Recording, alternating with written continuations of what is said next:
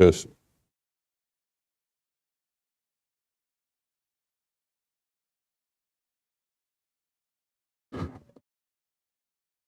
All right, if the council will begin to take their seat, it is a few minutes after 10, and we want to get started as soon as practical here.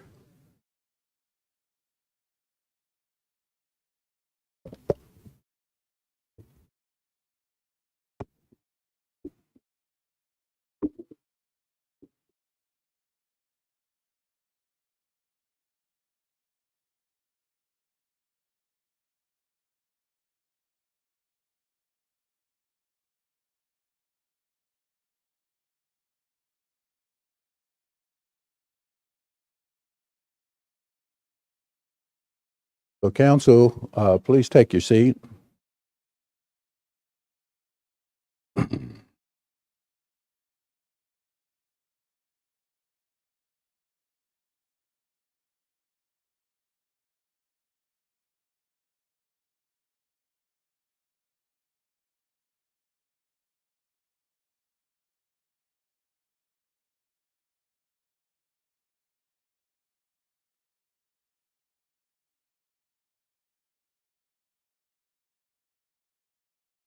Okay, before that, we call the meeting to order. I do want to take this moment to acknowledge, the passing of Eula Doon King, Eula Narcomi Doon King. She was a long tenure representative for the Miccosukee Band, as well as a former assistant chief of the Seminole Nation of Oklahoma. So with that acknowledgement, if we could, let's stand and have a moment of silence in her memory and in her honor.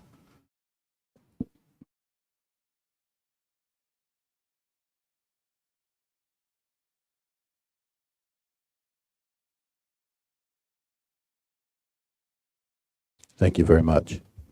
You can be seated.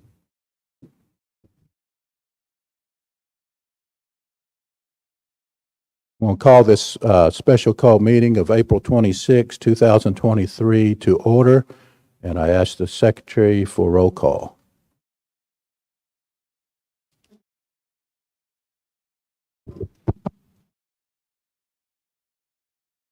Leetta Sampson, Anthony Conley, John Narcomi,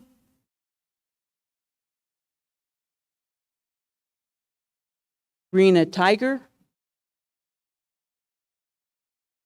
Anastasia Pittman, Terry Edwards, Ida Gonzalez, Nancy Fixico, Tamara Downey,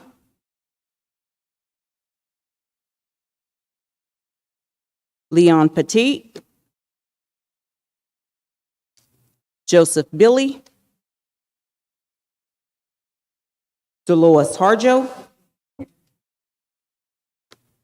Karen Fulbright, Ann Borba,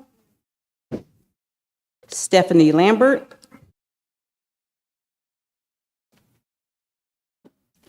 Sina Yeslith, here, Lottie Cootie, Marilyn Moore,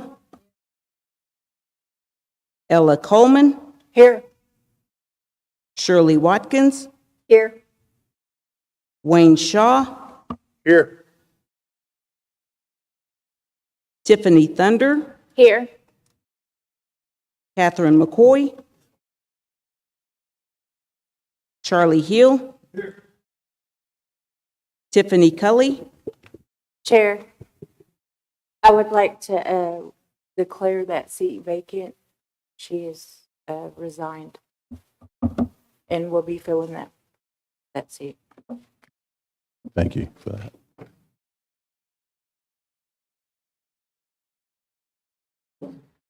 Danita Harjo, Here. Willis Dethridge, Desiree Emerton, I have 20 present, 7 absent. Okay, with 20 present and 7 absent, I declare that we have established a quorum for this special called meeting. Obviously, there are some other representatives that came in after the roll call had started, so please acknowledge that as well. I'm going to ask Ms. Ella Coleman if she would to open us up in prayer this morning.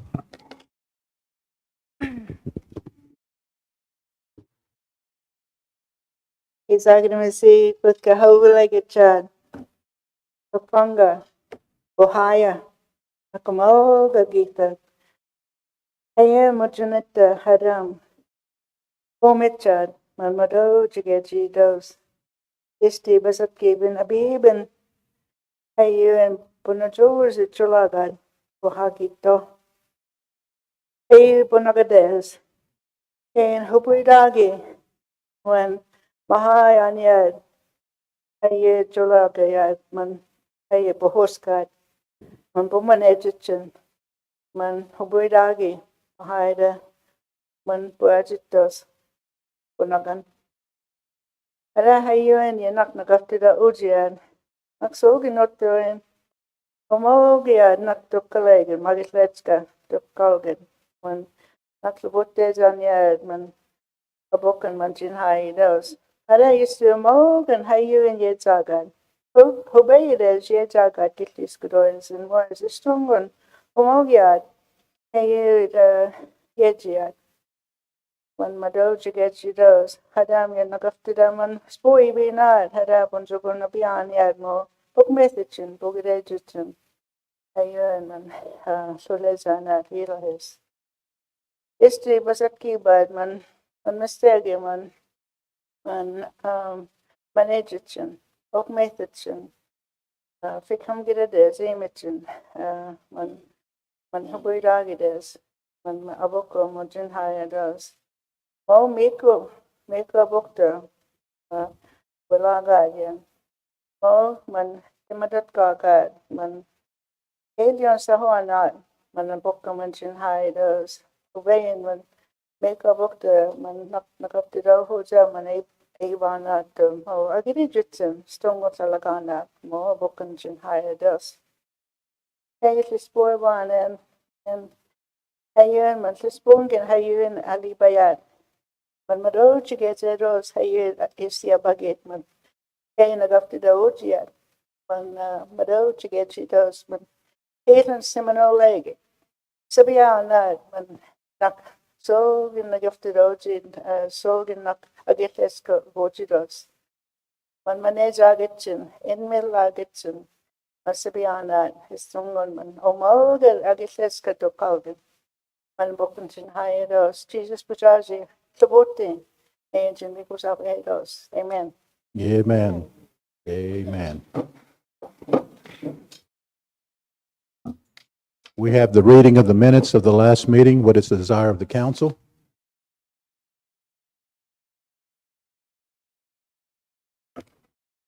Everybody would have received those minutes. Representative Dethridge. We approve these minutes as presented to us. I do want to point out something on page 24.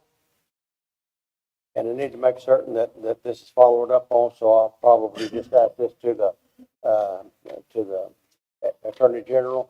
But on page 24, Mr. Shaw was speaking about CDs and cashing a CD in, and your response as chairman was, we can put that in trust because it's not held as collateral. And you say, but that's a brilliant idea, Mr. Shaw. Maybe we'll bring that up during the June quarterly meeting. Thank you, Mr. Shaw.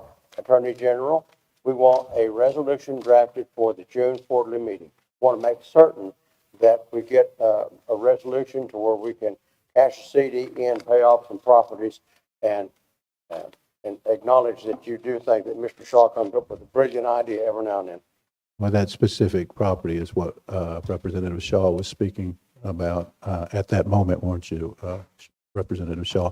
All right, with that noted, Is there any corrections? We have a motion. Do we have a second to approve the minutes as written? We have a second for that? We have a motion. Okay, second by Representative Borber. Any other comments, corrections? There's no, Representative Coleman? On page 4, where I made the comment, right after John Narco, it was about 3/4 of the way down, where it says, in the past, we used to have membership agency, BIA and IHS to come and visit. In the past, we used to have the leadership of the WeWoka, IHS, and the BIA come to our general council meeting to inform us of changes that's affecting our nation. I would like for us to extend an invitation to Daniel Sharon, CEO, and to Commander Landers. I'd like to extend an invitation to them to attend our next quarterly meeting. That was what was missing from this. Yes, yes, and we have I'd like spoken. to include that. And we have spoken with the leadership already with the Wewoka Indian Health Service there, Wewoka Indian Health Center. So we are planning for them to be on the June quarterly agenda. So thank you for that reminder as well. If there's none other corrections, then we have a motion and a second with those statements that were made by the representatives. Secretary, call the roll. These are for the improvement of the minutes for March the 4th, 2023. Leetta Sampson, Anthony Conley,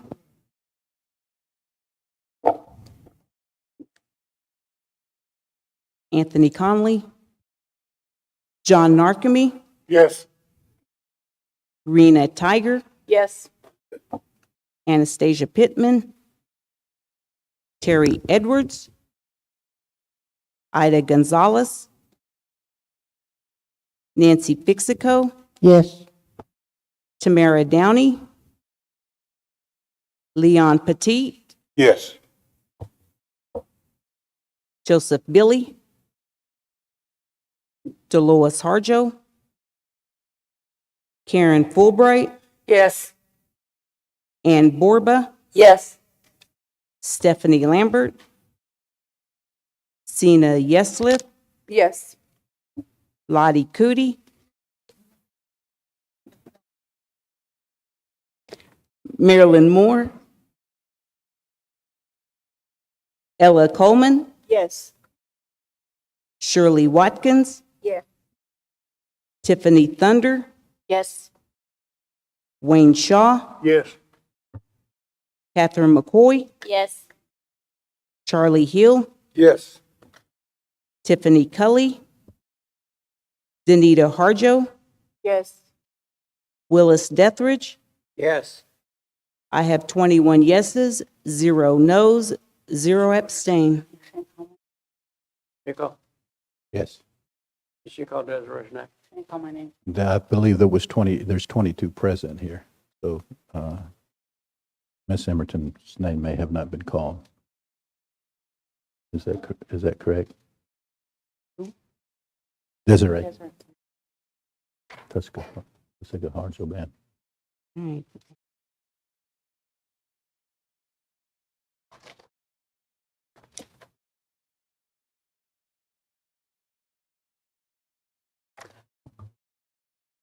Well, she's not even on here.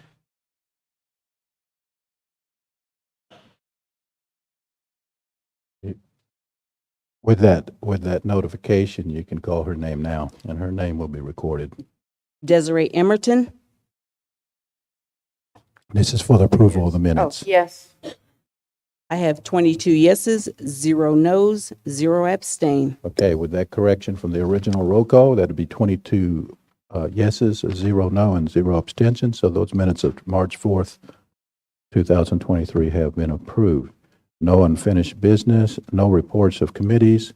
We're into new business. So we're at TR 2023-17, a tribal resolution of the General Council of the Seminole Nation of Oklahoma authorizing the reappointment of Elizabeth Saladin to the Seminole Nation Division of Commerce Board of Directors. And Ms. Saladin is here. Dr. Saladin is here this morning. I entertain a motion to that effect to get it to the floor. Motion by Representative Fulbright, second by Representative Coleman. And then I seen your hand come up there as well, Representative Petit. So there's a motion and a second to approve. Representative Saladin, you want to come up at this time? Do we have an extra mic for?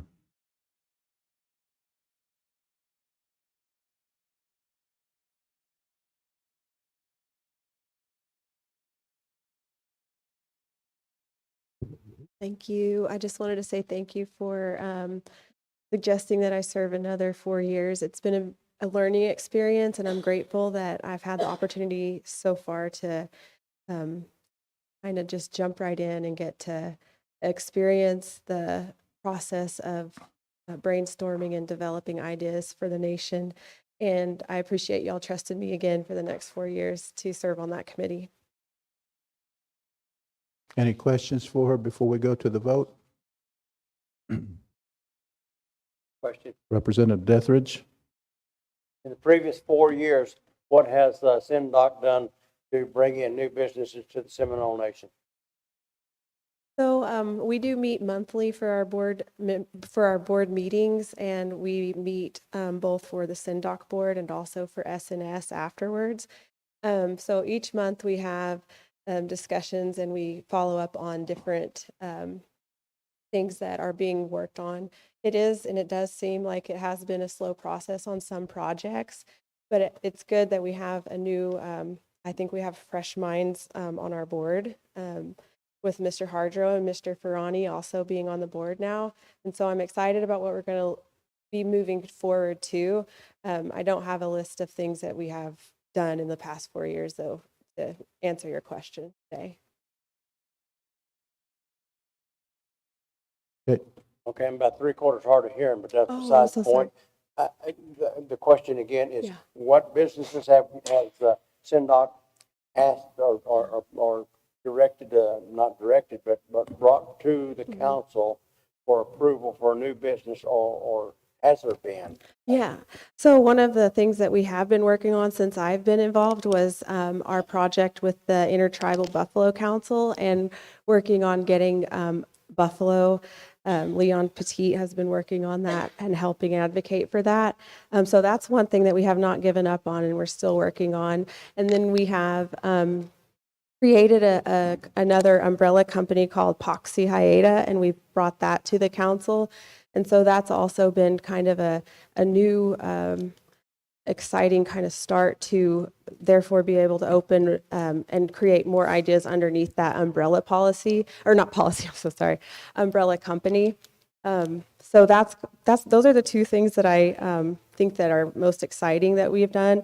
But again, like it's definitely not a quick process to like get projects started and completed, fast. So it's one of those things that takes time. Oh yeah, you're welcome. Yes. Representative Shaw? I have no questions for her, but can you turn that up a little bit? I can't. Yeah, turn everybody up if you could, just to tweak it up there a little bit. I do know that the LLC that was established has been meeting with 8A companies that have experience in 8A. So I think probably, as I can see it, if they start moving in that direction, you're going to actually see some movement in government contracting, with those LLCs. So there is a lot of opportunities, as we all know, in government contracting. It's just you got to align yourself and find the right partners and those that can help you achieve what you need to. Sometimes you start out small, and then you can get as big as the Department of Defense, in the 8A government contracting. So I do know that they had a meeting just recently on that. So At this time, if there's no other questions, Ms. Saladin, I appreciate you being here. Secretary, I call for the roll. And this is TR 2023-17. Leetta Sampson. Anthony Conley. Yes. John Narkemy. Yes. Rena Tiger. Anastasia Pittman. Terry Edwards. Ida Gonzalez. Nancy Fixico. Yes. Tamara Downey. Leon Petit. Yes. Joseph Billy. Dolores Harjo. Karen Fulbright. Ann Borba. Yes. Stephanie Lambert. Sina Yeslith. Yes. Lottie Cootie. Marilyn Moore. Ella Coleman. Shirley Watkins. Tiffany Thunder. Yes. Wayne Shaw. Yes. Catherine McCoy. Charlie Hill. Yes. Tiffany Cully. Danita Harjo. Yes. Willis Dethridge. No. Desiree Emerton. No. I have 20 yeses, 2 nos, 0 abstain. With a count of 20 yes, 2 noes, and 0 abstentions, I declare TR 2023-17 to have passed. TR 2023-18, a tribal resolution of the General Council of the Seminole Nation of Oklahoma, appointing the Honorable Glenn Sharp to the Seminole Nation Supreme Court. I entertain a motion to that effect. Got a motion, Ms. Watkins, Representative Watkins, and seconded by Representative Fulbright. Any discussion?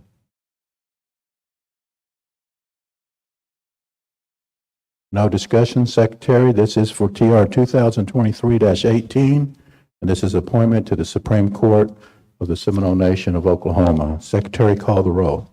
Leetta Sampson. No. Please repeat. Leetta Sampson. No. Anthony Conley. John Narkemy. Rena Tiger. Yes. Secretary, please give them, yeah, you're going a little bit too fast there. Okay. Thank you. John Narkemy. Yes. Rena Tiger. Yes. Anastasia Pittman. Terry Edwards. Ida Gonzalez. Yes. Nancy Fixico. Yes. Tamara Downey. Leon Petit. No. Joseph Billy. Dolores Harjo. Karen Fulbright. Yes. Ann Borba. Yes. Stephanie Lambert. Sina Yeslith. Yes. Lottie Cootie. Marilyn Moore. Ella Coleman. Yes. Shirley Watkins. Yes. Tiffany Thunder. No. Wayne Shaw. No. Catherine McCoy. No. Charlie Hill. No. Danita Harjo. Yes. Willis Dethridge, No. Desiree Emerton. I have 10 yeses, 12 noes, 0 abstain. With a count of 10 yes, 12 noes, 0 abstentions, I declare TR 2023-18 to have failed. TR 2023-19, a tribal resolution of the General Council of the Seminole Nation of Oklahoma appointing Perry Robertson to serve as a district court judge on the Seminole Nation of Oklahoma Tribal Court. I entertain a motion to that effect. We have a motion by Representative Coleman, a second. Second by Representative Watkins. Discussion? No discussion? Question, Representative Dethridge?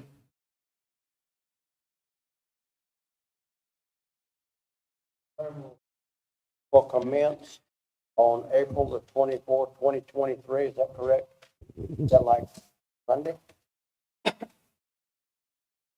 Actually, there's two judges that are, their terms are expiring, and those terms are expiring in actually early May.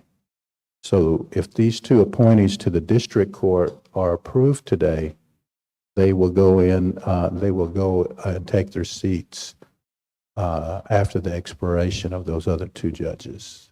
Thank you, sir. That's how that works. Okay, we have a motion and we have a second. This is TR 2023-19. This is to appoint Perry Robertson to serve on the District Court of the Seminole Nation of Oklahoma. Secretary, call the roll.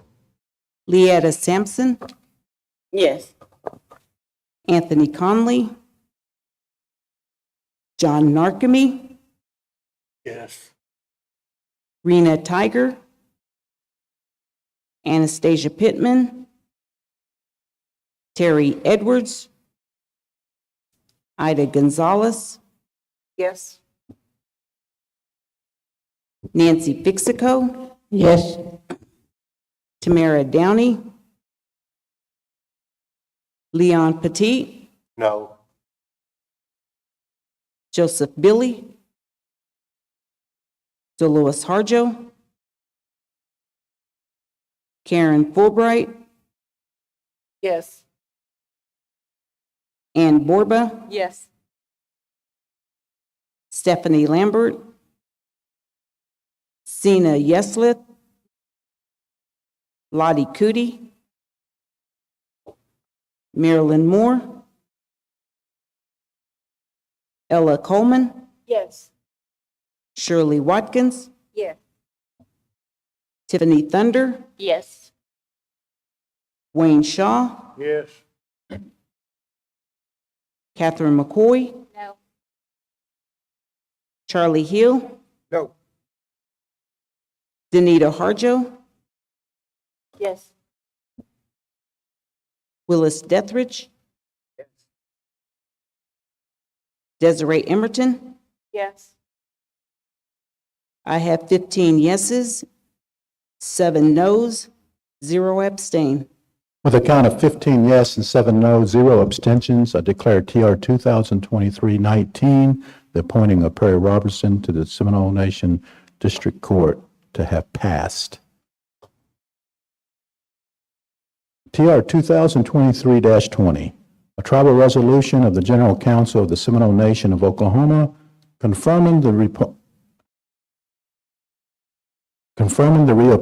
of Robert Gifford as Associate Judge for the Seminole Nation District Court. This is a reappointment. I entertain a motion to that effect. Motion made by Representative Coleman, second by Representative Petit. Any discussion? This is a reappointment to the District Court. No questions? Secretary call the roll. This is for Robert Gifford to be reappointed to the District Court and an Associate Judge for the Seminole Nation Court. TR 2023-20. Secretary call the roll. Leetta Sampson, Yes. Anthony Conley, John Narkemy, Yes. Rena Tiger, Yes. Anastasia Pittman, Terry Edwards, Ida Gonzalez, Yes. Nancy Fixico, Yes. Tamara Downey, Leon Petit, Yes. Joseph Billy, Dolores Harjo, Karen Fulbright, Yes. Ann Borba, Yes. Stephanie Lambert, Sina Yeslith, Yes. Lottie Cootie, Marilyn Moore, Ella Coleman, Yes. Shirley Watkins, Yes. Tiffany Thunder, No. Wayne Shaw, No. Catherine McCoy, Charlie Hill, No. Danita Harjo, Yes. Willis Dethridge, Yes. Desiree Emerton. Yes. I have 16 yeses, 6 noes, 0 abstain. With a count of 16 yes, 6 noes, and 0 abstentions, I declare TR 2023-20 to have passed. TR 2023-21, a tribal resolution of the General Council of the Seminole Nation of Oklahoma confirming the appointment of Gregory H. Bigler to serve as a judge on the Seminole Nation of Oklahoma District Court. I entertain a motion to that effect. Motion made by Representative Petit, second by Representative Coleman. Discussion? There's no discussion. This is TR 2023-21, the resolution of confirming the appointment of Gregory H. Bigler to the District Court of the Seminole Nation. Secretary? Leetta Sampson, No. Anthony Conley, John Narkemy, Yes. Rena Tiger, Anastasia Pittman, Terry Edwards, Ida Gonzalez, Yes. Nancy Fixico, Yes.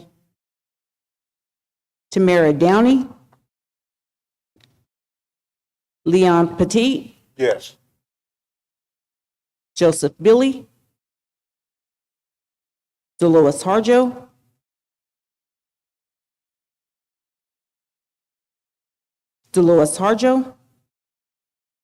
No. Karen Fulbright, Yes. Ann Borba, Yes. Stephanie Lambert, Sina Yeslith, Yes. Lottie Cootie, Marilyn Moore, Ella Coleman, Yes. Shirley Watkins, Tiffany Thunder, Yes. Wayne Shaw, Yes. Catherine McCoy, No. Charlie Hill, No. Danita Harjo, Yes. Willis Dethridge, Yes. Desiree Emerton. Yes. I have 15 yeses, 6 noes, 0 abstain. Can you repeat that again, Secretary? 15 yeses, 6 noes, 0 abstains. Yes, look at the roll call again. Did we miss somebody?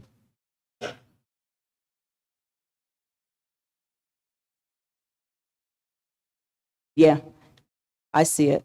There is 15 yeses, 7 noes, and 0 abstain. With that correction of 15 yeses and 7 no and 0 abstentions, I declare TR 2023-21, the appointment of Gregory H. Bigler to the Seminole Nation of Oklahoma District Court. That has passed.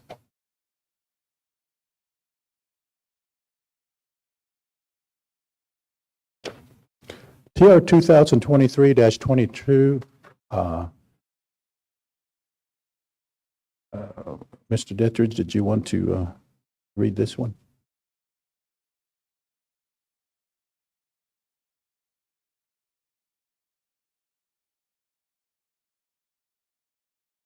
TR 2023-21, tribal resolution of the General Council of Seminole Nation of Oklahoma confirming, oh, excuse me, I voted yes on that, guy. It's the next page on TR. We're on 22, right? Yes, that's correct. A tribal resolution of the Seminole Nation of Oklahoma approving the appropriation of up to $500,000 from the American Rescue Plan Act of 2021 fund to the Emergency Tribal Assistance Program for energy assistance with certain stipulations. That's a motion made by Representative Dethridge. Is there a second to that? Second by Representative Thomas. Did I hear your last name pronounced differently this council representative? Thunder, yes. Okay, all right. Representative Thunder. Seconded by Representative Thunder, and there is we're in discussion. Representative Coleman. Marvan wants us to make a motion to table. There is no attachment of the form to this particular resolution to be, and that the form that we understood had been revised, that the questions that the form contains of the requirement for the tribal enrollment and the Social Security card is to apply to all members of the household. And, we thought that, even just having the two members of the household is sufficient, because if members of the household could be non-tribal or tribal members of another tribe, or they could be minors, and we couldn't see being, I guess, that intrusive, so to speak, and requesting the Social Security numbers and the tribal enrollment card from everybody in the household. And some people could be just distant too, and they would get included. Representative Coleman, if you would like, you can direct with an amendment to this, if you would like, and direct executive to have those changes made. Okay. If they would accept that with a friendly amendment. Yes, I would like to propose a friendly amendment to this tribal resolution to strike out the requirement for other members of the household, other than the two that's required. Here. It's not It's changing Seminole. it's not changing the context of the original resolution, but what it's doing is the requirement on the application, whether it's maybe a little more information that the old form and application was applied for. It's taking some of those constraints out of there. Yes, sir. And the head of the household is obviously usually how that operates on this assistance, and somebody that, they took it from the old emergency tribal assistance, I believe, at one point. And we can make those changes if that friendly amendment is accepted. Okay, and the tribal enrollment card should state Seminole only? Seminole Nation tribal card should. Whether the one who's applying for that, they should be Seminole. Right. Yes. It just says tribal enrollment card. So we just wanted to clarify to make sure that there's no question about that. The Okay. membership of This- the head of household. We can place, well, a lot of times in those programs, you may have a Seminole spouse and a non-Seminole spouse. So what they need to do is go ahead and that Seminole spouse may not have the billing in their name, but they're married, right? The billing is in a non-Seminole member's name. That's the billing that they are. But however, we can change it where it determines that a Seminole must be, part of the household, the head of the household. Right. Whether a spouse or otherwise. We can make those amendments. Is that acceptable? That would be acceptable if I get to ask Ms. Hand if that's acceptable to her. This is our money. Ramrock. This is our money, so it's acceptable because the executive directs Ms. Hand to do so, and the council Head passes. nodding yes, work for me. Is that correct, Ms. Hand? Yes, I'll accept it. It's out. Okay, thank you. Is there how about the second to the motion? Who was the second to that motion? I'll second it. No, there was a second. Okay, you accept that, those changes? Okay. I accept And Ms. Han, you're hearing this, and if you need to listen to the tape to get everything clear and get the minutes from Joni, the council secretary, make sure you get it straight on those amendments there. Okay, with those amendments, we have a question there with Representative Petit, and then I see Representative Shaw's hand. Representative Petit? Yes, I'd like to ask the sponsor if you would accept an amendment, friendly amendment, amount of $1 million on this, make it retroactive to 11/4/21, include $500 per member, $750 per household. It's provided that they provide 3 months of previous bills, which includes the member's name. And if the amount is less, then the remainder be sent to the provider for credit towards the future bills. And that the council has to examine and okay the consent form, which is to be produced. And if they were to move or something, that credit be returned from the provider back to the nation. Well, that's a lot to enforce. But anyway, Representative Dettridge, he's. I'm not going to accept that because I see Ms. Hand shaking her head in the negative. When did we receive our pamphlets or our agenda? And the reason this is a facetious question, but, if we've got some questions, it won't hurt my feelings if somebody gives me a call and says, hey, Willis, and don't bring it up here and expect us to add and subtract and turn left and turn right. We just need to communicate better. So no, I'm not going to accept that. But so I guess it'll go to the floor. Okay. Well, that's true. If he doesn't accept it, do you call for it to be voted on? I'll call for it to be voted on by council. I was going to say the same thing Leon's saying, that, the council accepted a budget of $300 the first go-round. And don't think I'm against any of this, but I do believe that $500 is a lot better than the $300 that we started out with. So I'm not going to oppose that part of it, but we do need to go back retroactive to set it straight to $500 by this council. Right now, we're out of compliance with what you, as a council, passed for $300. Now we're giving out $500 without approval of the general council. I think that's what Leon is trying to clarify. Go back, I don't know what date it was, but he stated the dates. I'll second his motion to go ahead and add that friendly amendment to it for the simple reason I want the people to go ahead and have their $500, but I also want this council to be in compliance with their own rules and regulations that they laid down. So, marigo mga this way. Okay, I'm going to have a clarification because there was so much in that. Was that increasing that to $1 million is what I heard? Okay, Yes. and $500 up to $750 per household. now, okay. Now you realize as the more it goes up, the less tribal members that you can actually serve. Well, the reason this was brought forward in my band was we had several people that received notification that there wasn't any funds left in the previous, 2159. And a lot of it was because they weren't notified that there'd been an increase in the amount being provided. And I can recognize and appreciate the raising the amount because there weren't that many people that were making the application simply because they were a little bit cautious about the release form. They were concerned about what the language was in it.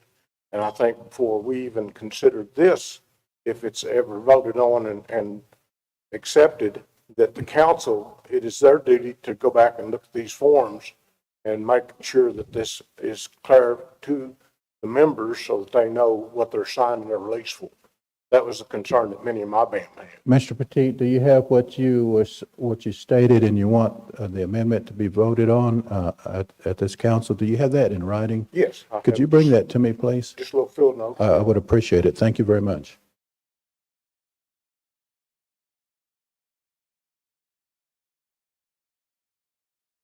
So the original friendly amendment was turned down by the sponsor of the bill. And then we're going to go to the floor to vote on that. And it's a friendly amendment. It's bringing it up to $1 million instead of 500,000. It says it's going retroactive back to November 4th of 21. Yes, that's, Okay. Chair, that's when TR 2159 was passed. Okay, $500 per application, I guess of a single person, Yes, which in housing terms, single person households are households. That's 500 for that. And if there's more than one person in that household, it's up to 750. Provide 3 months billing, which includes member's name, the amount less the reminder to be sent to the provider. Okay. So I believe what this means is if there's that set amount set and their bills are paid and it's only 400 for a household, there's $350 left. You send the $350 for credit. yes. Okay. So is everybody understanding and following Sure. me here? Sure. Let me finish. Let me finish. Towards future bills. And what's that last? Council is to okay the actual form. Yeah, authorization. Authorization form of what? I think there was a release of information that people were to sign. And they thought that was kind of vague because what some of my people were afraid of is that whoever had possession of that authorization could have used it on anything. And there were a lot of my people that felt like there was a lot of personal business. They didn't need to be, That's with not that how, authorization able to, that's not how, that's the misconception of how this is worked. They're very confidential in any of the areas with the tribe when it comes to programmatic activities and programmatic funds. I would think if it takes the council to okay that, that's going to stall the process if this even was to pass. Well, I mean, I think that's if- just asking an impossibility. but I think if Strike that one. if the release of information was specific to the service provider, maybe that language would be easier to understand for our members, because I think that was a lot of the problem was there was a lack of communication in how this was to be done. And that's why they were. Maybe lack of concerned about- understanding. And I think that's why the application process, there weren't as many applied, because they were a little reluctant to sign that form. Joni. Okay, I have a lot of representatives wanting to speak. I'm going to start on this side first, simply because that's the hands I've seen. Representative Watkins, Representative Fulbright, then back to Representative Deathridge. Representative Watkins. Are you going to be voting on 2 friendly amendments? No, there's only one friendly amendment. Okay, so, Yes, 2 friendly amendments. No, he accepted that one, so there's no need for a vote, and there was no objection to that. okay, so friendly amendment on what the Ocheesee band proposed, that one has been accepted. Okay, so the friendly amendment that the speak has proposed, that one is in discussion.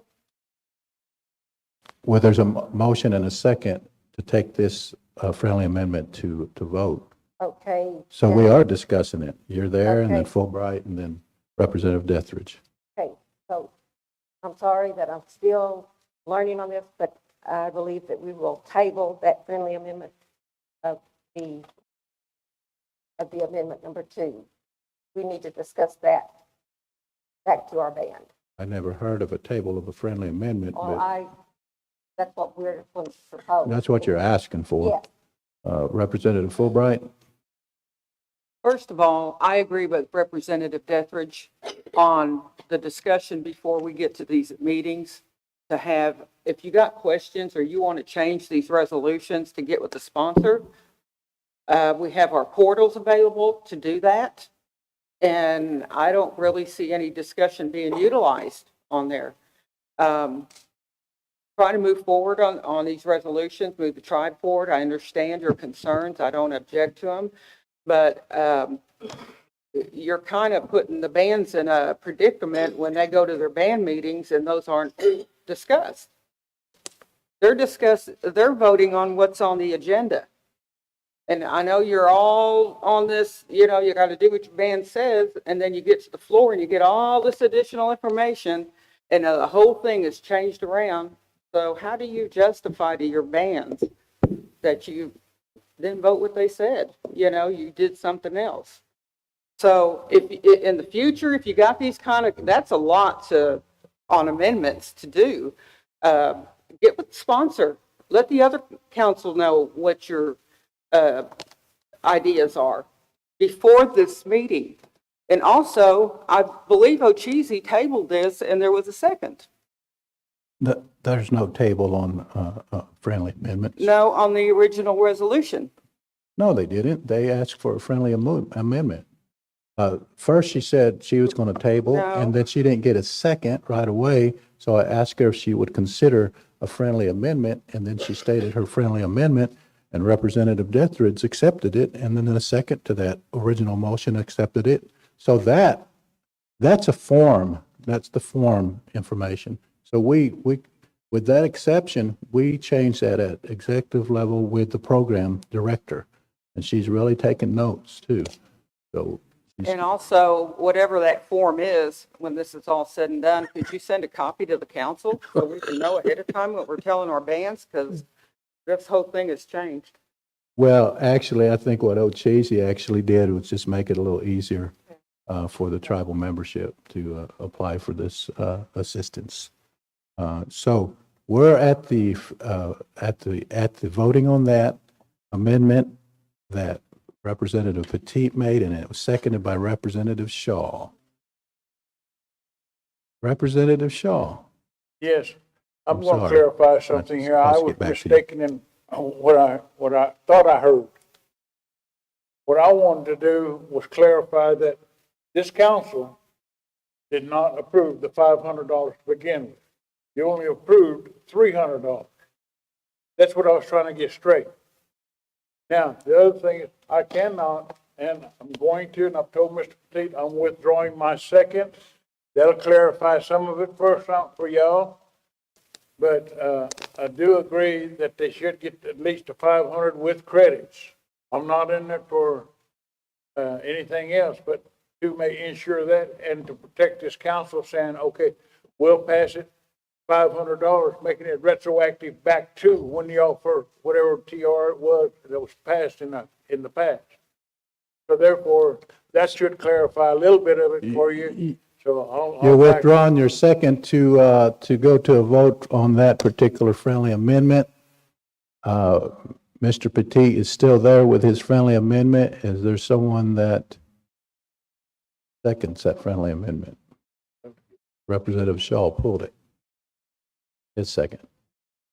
If there's no one else, then we go back to the original motion. Oh, Representative Dethridge? thank you very much, sir. The general counsel, I don't, we're getting the cart before the horse on this legislation as well. Because when I wrote this resolution, I checked with the executive office, I checked with the social services office, and I said, is there any resolutions out there that are in effect as to who gets money, how that works? And sure enough, there is. It was passed in 1995. Resolution 03 or 10, I don't remember which, and I don't have it, but what it says is that the executive department and the social services people will get together, and on a yearly basis, they will evaluate and they will see if these funds or enough, or if they need to be increased to the participants. That's not our function. Our function here is to get $500,000 or whatever the appropriation is, and then the executive department and social services department, they're the ones that can say, okay, because we've given that responsibility to them as a council. Thank you, sir. And I'm going to clear up what that resolution you just referenced to actually means. It means that little bit of $100,000 that y'all give on emergency travel assistance for the last 2 decades, if that needs to be increased. Okay, it's not talking about this ARPA money. The ARPA wasn't even thought of in 1995. So that's what that particular resolution references, is that little $100,000 in emergency travel assistance that we do every year, and we divide it up by quarters, and it runs out really fast. Yes, we're always in need of emergency travel assistance. And if our economic development arms will start to see them move in, then we can implement those kind of things and ask for those implementations. Chair, Representative Dettridge. Chair, at this time, I would like to withdraw TR 2023-22.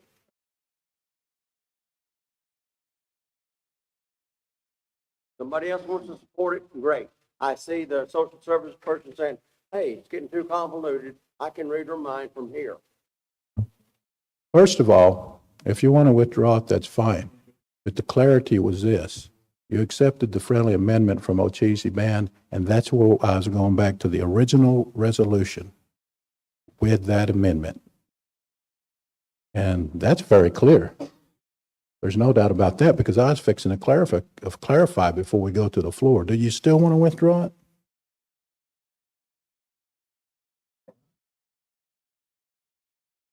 If it comes to this floor for a vote, I'm voting no on my resolution because it's too convoluted right now. And again, if we want to make some changes, we need to do it not here. We need to talk to somebody.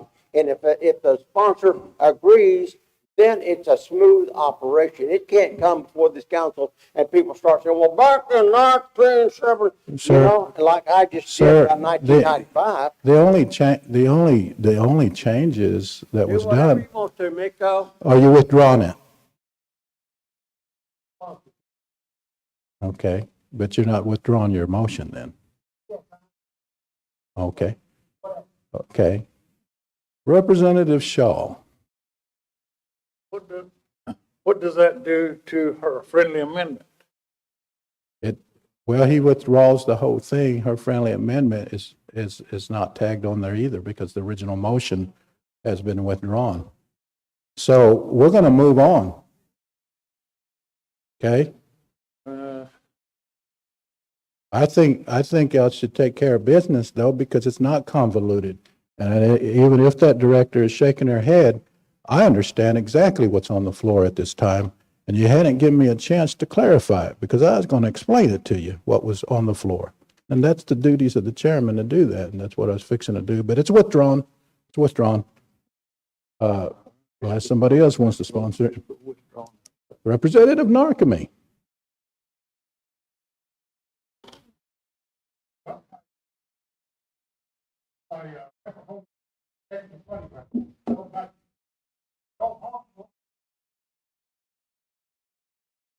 You pick up the original resolution and the original language. The original resolution with the friendly amendment. With the friendly amendment. Yes. Is there a second to that? I'll second it. And a second by Representative Shaw. So we're back to TR 2023-22 with the amendment from the Ocheesee Band. Okay, and that has to do with the form or the application, okay? All right, Secretary. Well, we're going smooth too, weren't we? TR 2023-22 with the amendments. Secretary, call the roll. Leetta Simpson, No. Anthony Conley, No. John Narkme, Yes. Rena Tiger, Yes. Anastasia Pittman, Terry Edwards, You pass Miss Representative Pittman. She here? Yes, she's here. Anastasia Pittman? No. Terry Edwards? Ida Gonzalez? Nancy Fixico?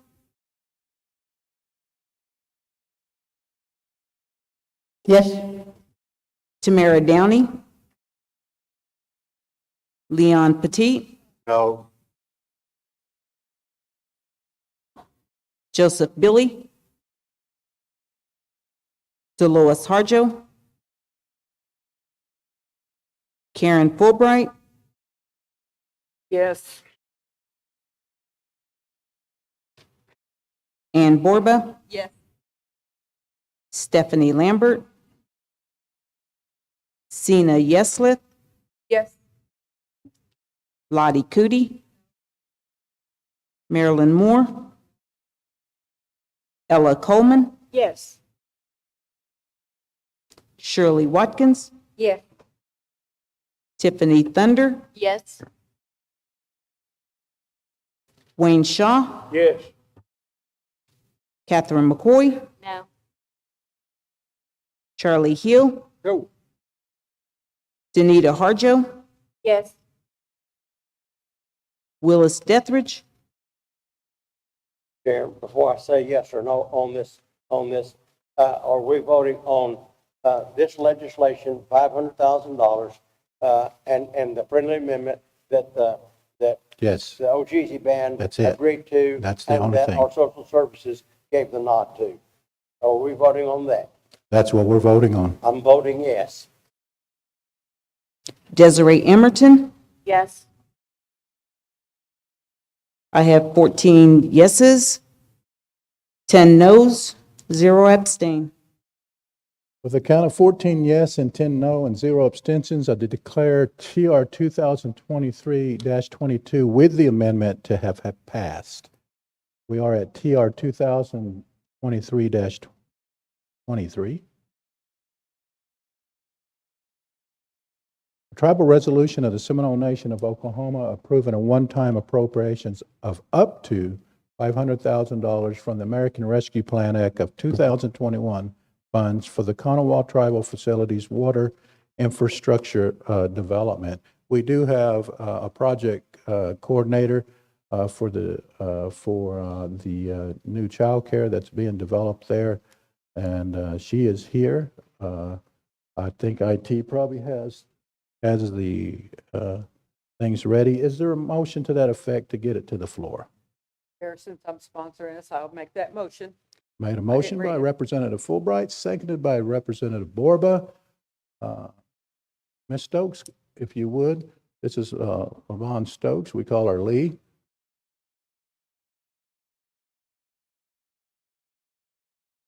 He said after that last resolution.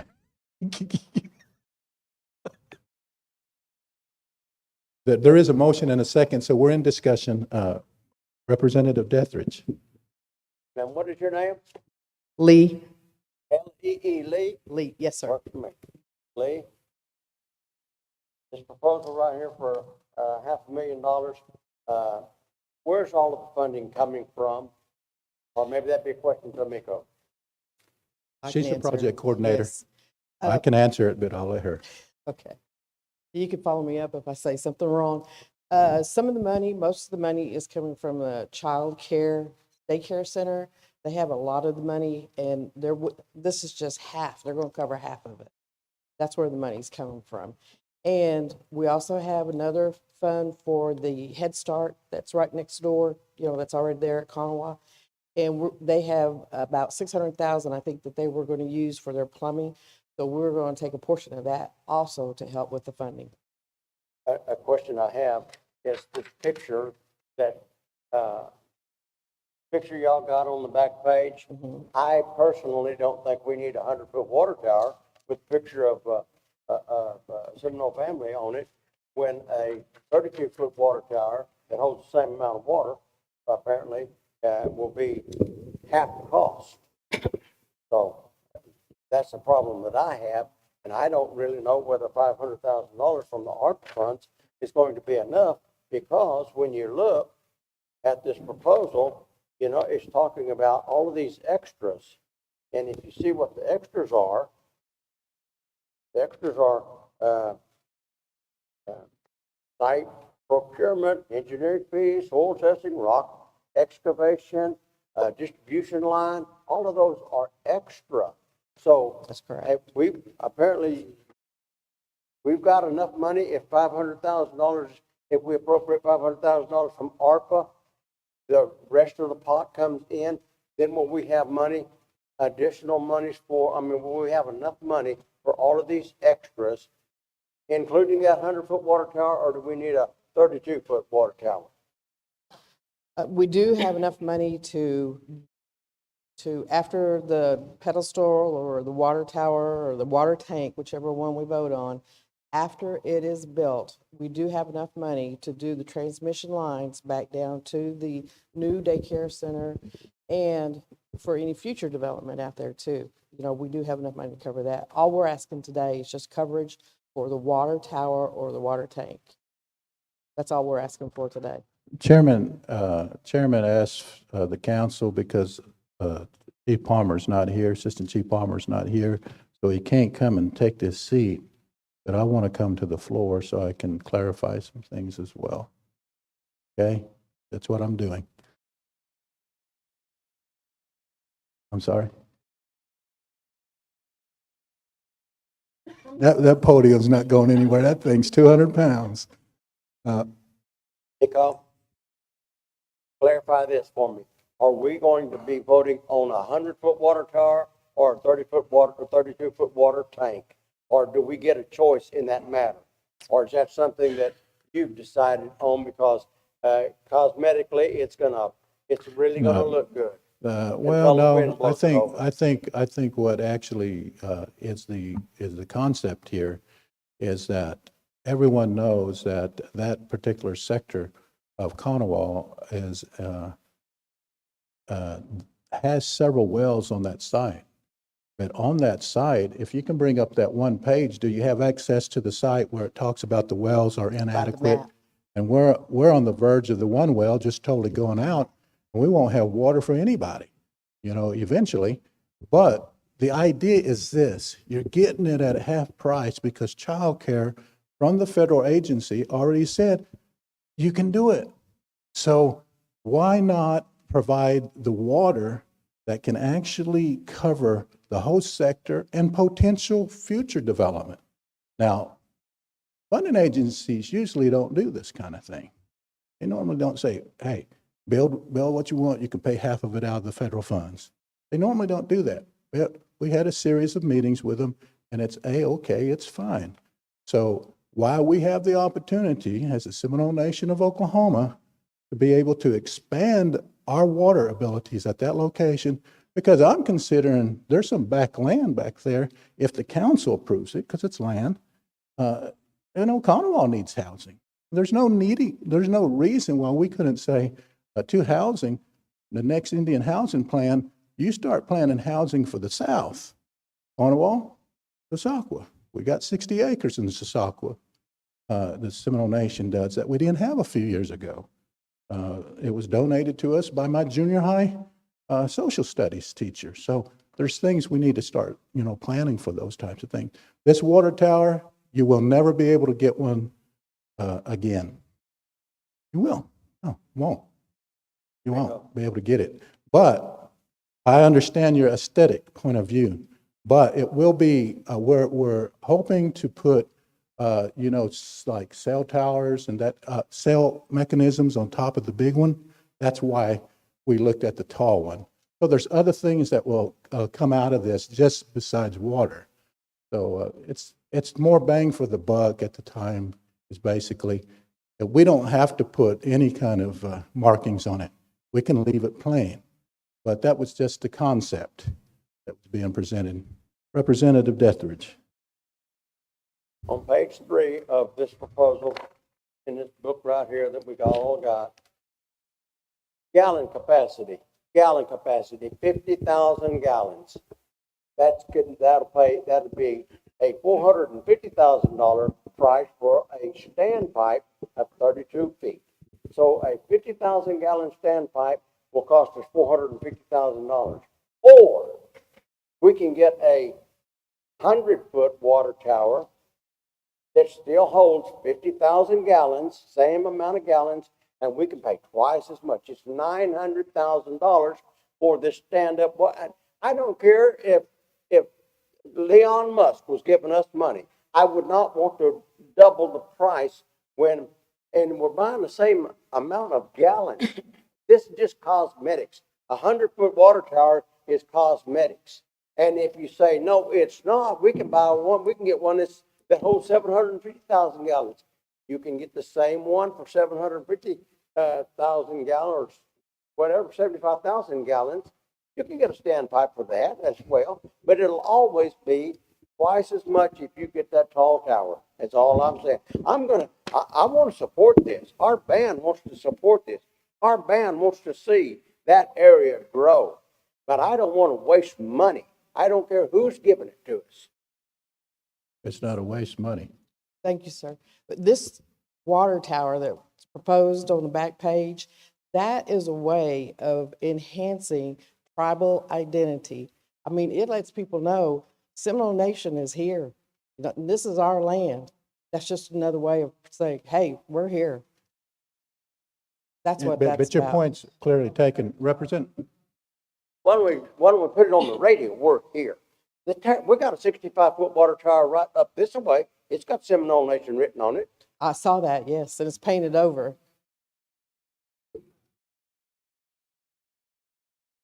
Chair, Representative Petit, and then I'm going to come back to you, Representative Fixco.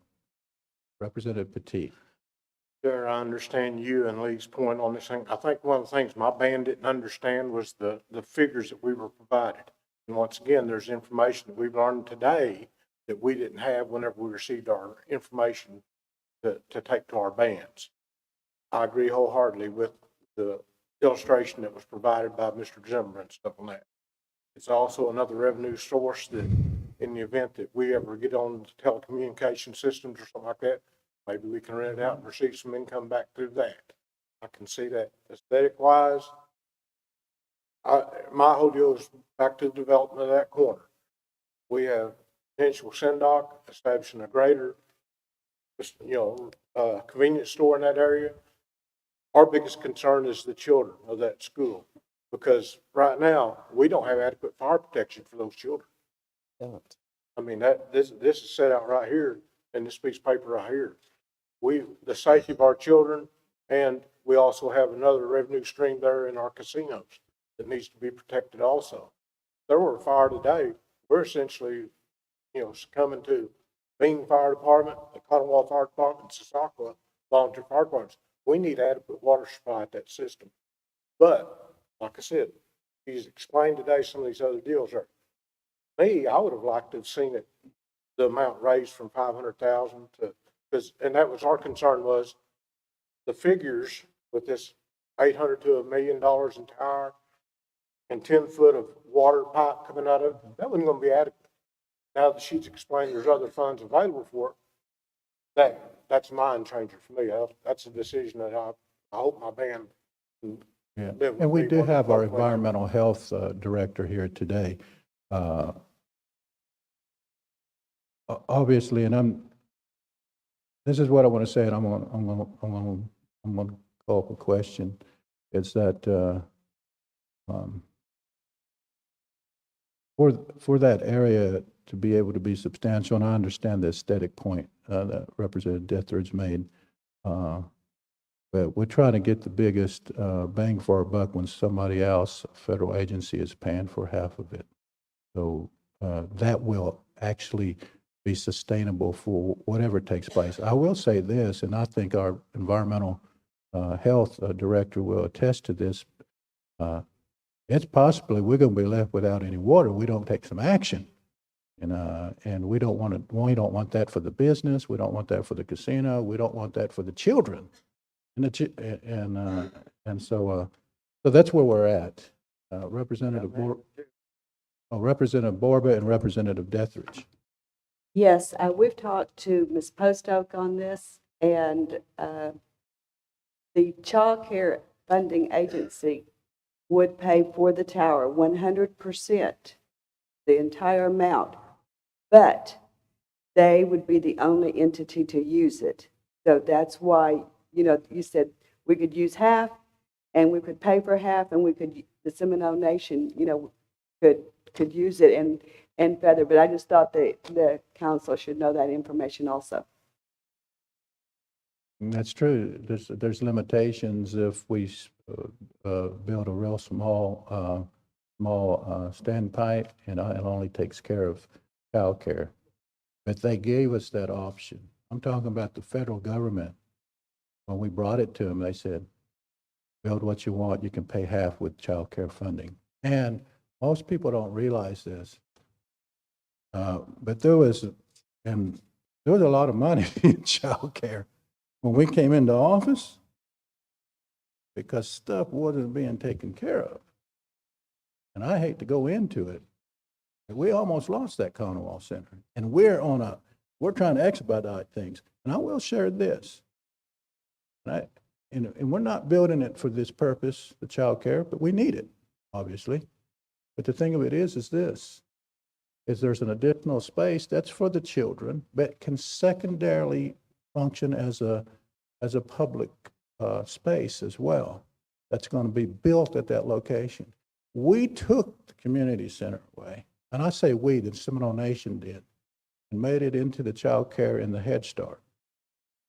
With this project, and that has nothing to do with the water, really, but with this project, when it's finished and built, you're going to have, the Cornwall folks are going to have a place to meet. The Cornwall folks are going to have a place to gather, that kind of thing, because that's what we do. At least this administration thinks of you and your needs. And you brought it to our attention as well. Representative Shaw. Representative Shaw. I'm going to have to agree with we're in dire need of water down at Cornwall right now anyway. I got this from a parent that our last well is also diluted with lead. And we're having to bring truck water into our kids now. So we're not investing in the Seminole Nation or the city of Cornwall or Sasaco. This right here is an investment into our future of our children and us. What we leave as a legacy for those children to leave for their children. And I'm not saying that I agree with you. I don't want to spend $1 million when I can only spend $500,000. Thank you. But what are my children worth is what I got to look at. And I say my children, I don't have a kid out there, don't have nothing to do with it anymore. But I was in JOM in early childhood for so many years because I had kids all the way up into the 50s that went to school out there. But the thing we're looking at right now is if it will enhance the education of our children to be there rather than sitting at home with parents who aren't teaching them anything, really.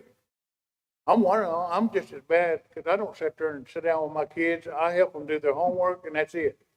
I don't sit there and I'll get to the point. Right now, I don't sit there and explain it to them like they need to know. At these Head Start and these early childhoods, our children didn't get along very well in schools until we started these Head Start programs. And they're starting to, and in reality, Cornwall's Head Start Center is not a Head Start Center. It's a community center, people. That was built as a community center, and it was loaned out to the Head Start, and then Head Start piggybacked by early childhood. And we haven't been able to have a lot of things in there. We got to know we don't just have to know our future. We need to know our past so we can go to the future. So right now, I wholeheartedly agree that regardless of what happens, we're going to need water there. Just like I've been harping on, we need water here. and we allocated monies and then turn around and pull that money and sit there and don't do nothing about it as a council. The council, we need to move forward and get this water infrastructure, not only for Conowall, but we need it right here at this. Matter of fact, we've outgrown the water system we've got here, and we're using our own, we're paying for our own water. If y'all want to know, Bowleg's water system is built on a Seminole Nation reservation, and that water belongs to us. It does not belong to the city of Bowlegs. It does not belong to the city of Lima. It belongs to the Seminole Nation.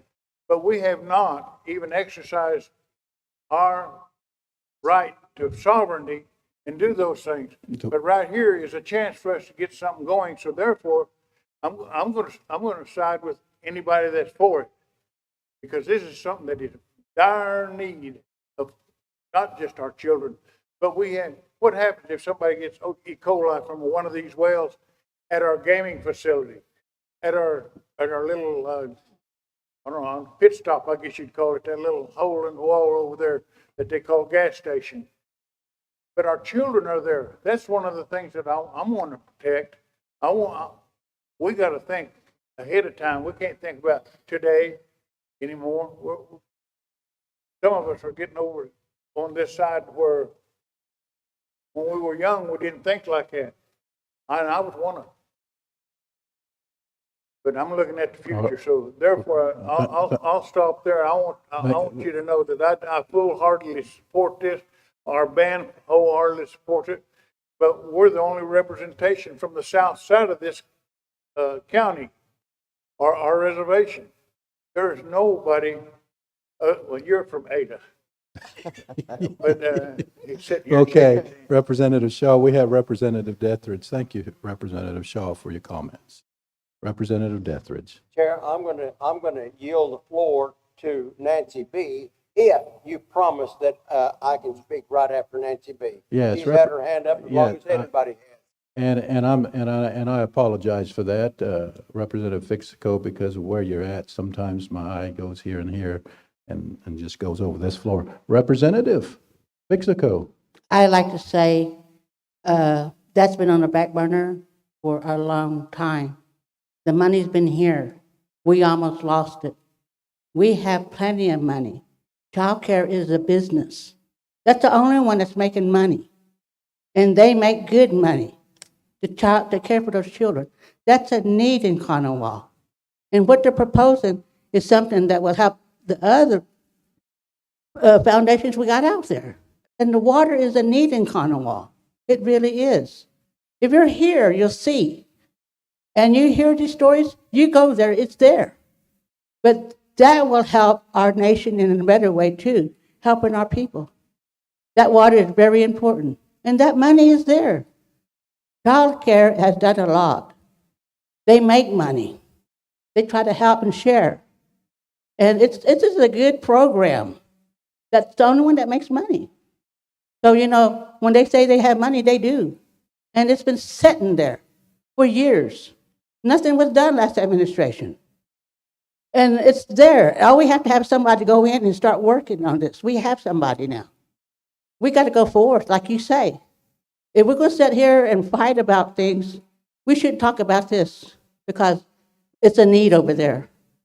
So all I'm going to say is the money is there. Child care is a business. And we don't need to holler about money. They got money. There's a lot of money sitting right there, which we almost lost. We keep fighting to go that way.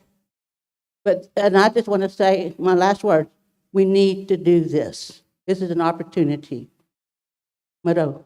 Representative Dethridge, thank you for those comments, Representative Fixico. Chair, Yes. it almost sounds as if people think that the Tuscaloosa band is opposed to this. I'm gonna tell everybody, we are in support of this. What we are not in support of is a free ride for somebody. The question was asked at our band meeting, how much is CINDOC going to benefit from this improvements down there? And if they're going to benefit, then they ought to chip in on the benefit and not be a freeloader, that kind of a deal. And also we, as a council, as a nation, we need to be good stewards of every dollar. Every dollar.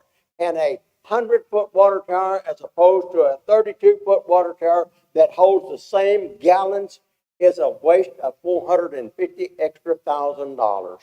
So that's all I'm saying. I call for the question right now, as far as I'm concerned. I'm And I, voting yes on it, though. and I'll share this with you so that can be clarified, okay? We have a utilities code. So everybody outside of childcare could, if this council chose, set up meters for all businesses there. And you have funds coming back into the nation. Now, that's obviously within our, did I just go? I did, didn't I? Okay, well, I apologize for that, Mr. Chair.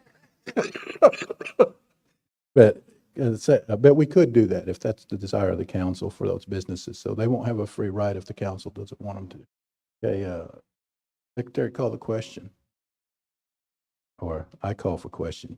You just call the roll. And I appreciate and respect all comments of all representatives. Be perfectly clear, are we voting on a 32-foot water tower or a 100-foot water tower? voting- Or are we just giving money and y'all can spend it any way you want to? I think it's clear on there that you're voting for up to $500,000. Okay, thank you, sir. Up to, that's a, And y'all can spend it any way you want to, right? no? A 100-foot water tower or a 32-foot, whichever you choose. Representative Deathridge, the resolution says up to 500,000. And Okay, That's what's thank you, sir. before the council today. Call the roll. Leetta Simpson, Yes. Anthony Conley, Yes. John Narkemy, Yes. Rena Tiger, Yes. Anastasia Pittman, Yes.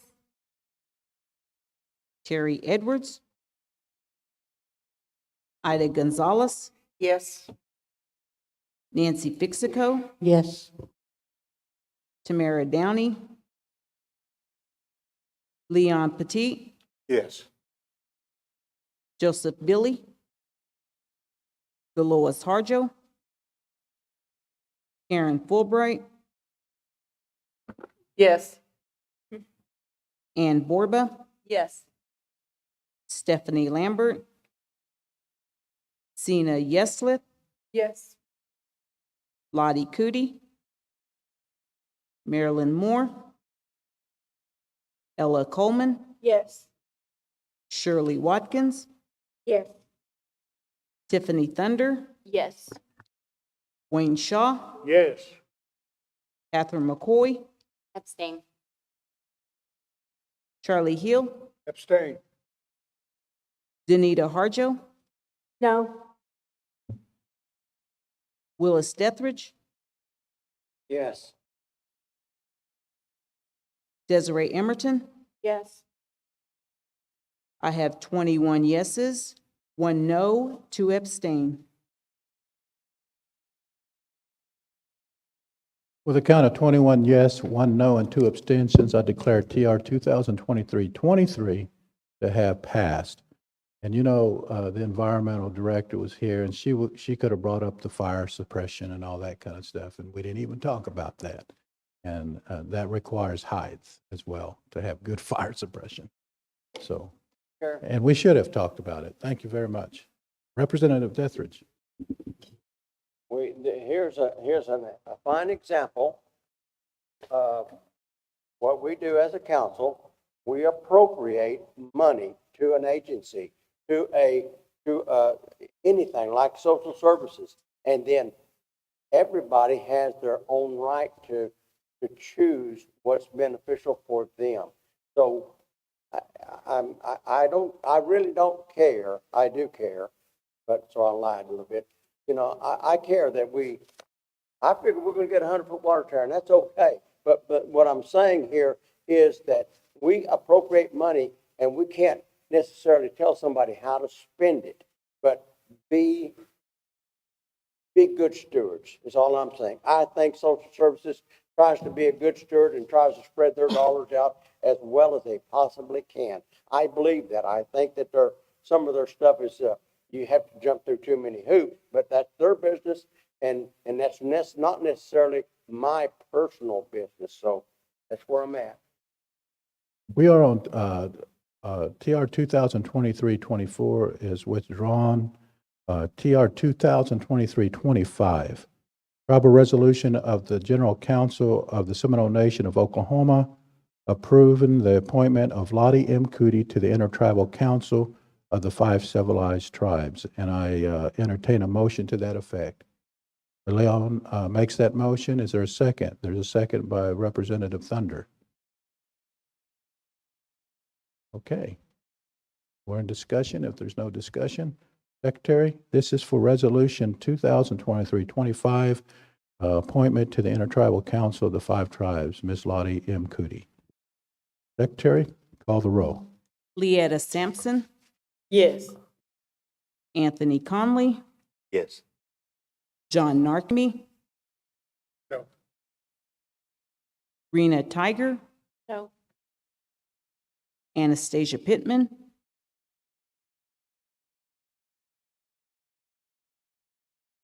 Anastasia Pittman, He's out of receipt. Terry Edwards, Ida Gonzalez, No. Nancy Fixico, No. Tamara Downey, Leon Petit, Yes. Joseph Billy, Dolores Harjo, Karen Fulbright, No. Ann Borba, No. Stephanie Lambert, Sina Yeslith, No. Lottie Cootie, Marilyn Moore, Ella Coleman, Shirley Watkins, No. Tiffany Thumber, Yes.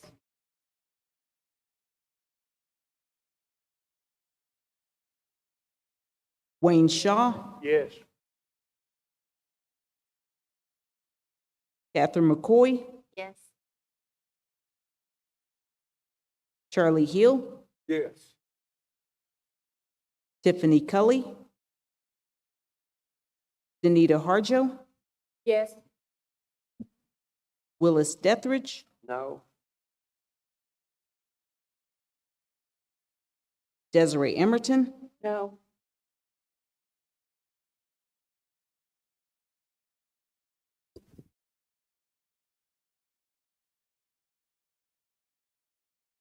No, she was out of receipt at the time the roll was taken.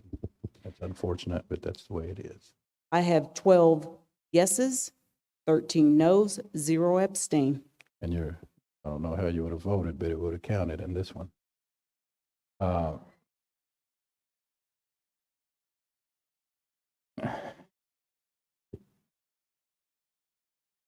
Will you state that count again, please?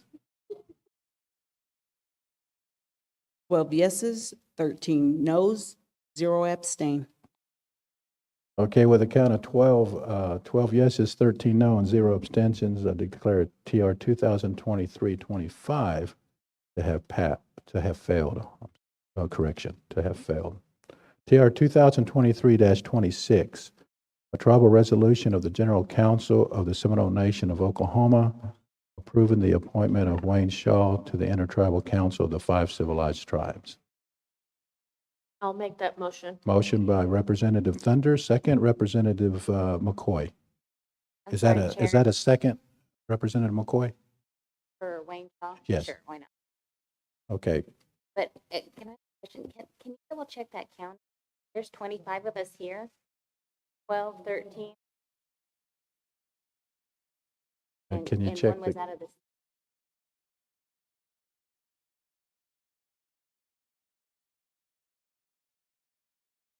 Council Secretary, they're questioning the last count on Resolution TR 2023-25. Can you tell me what the accurate accurate count is.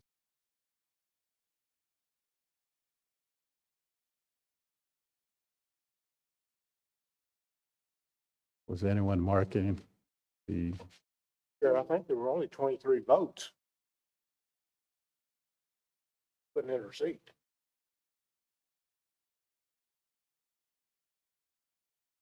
okay, what do you have, Council Secretary? I have 12 yeses, 11 noes, 0 abstain.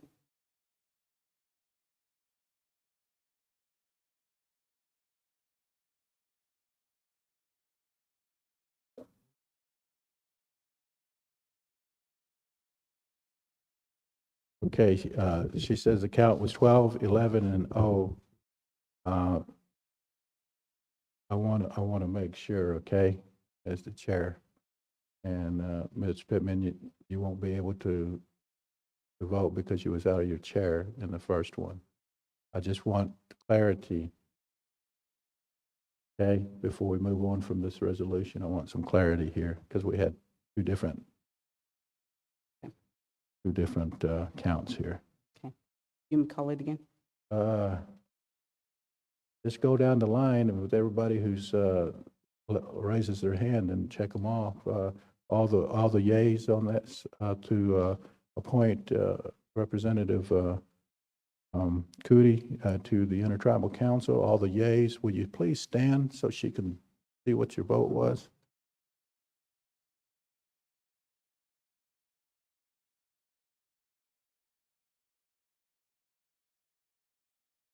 No, we're not going to do that. We're going to make the count correct. Okay, count them. I have Leetta Simpson, Anthony Conley. Well, you don't have to name them. You can just count them. Okay. I mean, they're standing up.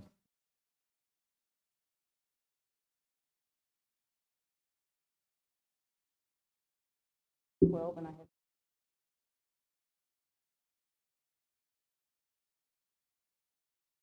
Mm-hmm.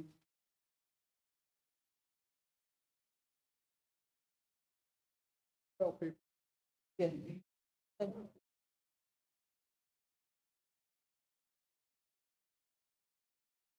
Okay, all those that voted in the last original motion, okay, that voted no, please stand.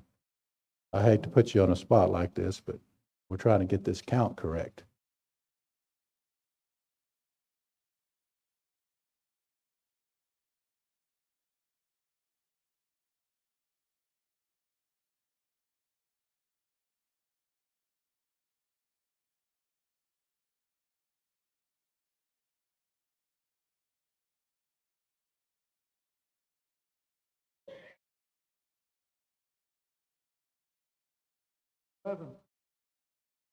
Opposite, okay? So the yays actually have that, so make sure you make this a part of the minutes.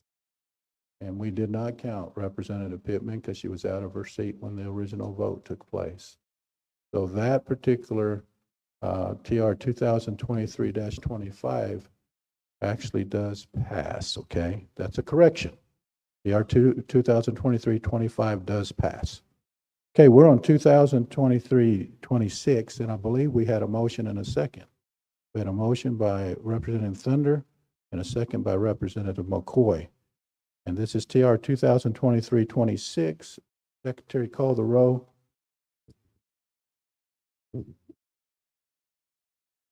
It's very important that you get this count right on all resolutions, not just these appointments. Leetta Simpson, Yes. Anthony Conley, Yes. John Narkemy, No. Rena Tiger, No. Anastasia Pittman, Yes. Terry Edwards, Ida Gonzalez, No.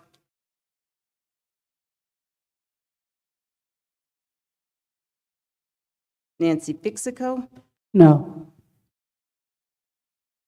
Tamara Downey, Leon Petit, Yes. Joseph Billy, Dolores Harjo, Karen Fulbright, No.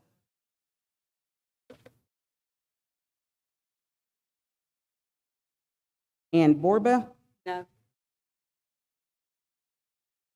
Sina Yeslith, Lottie Cootie, Marilyn Moore,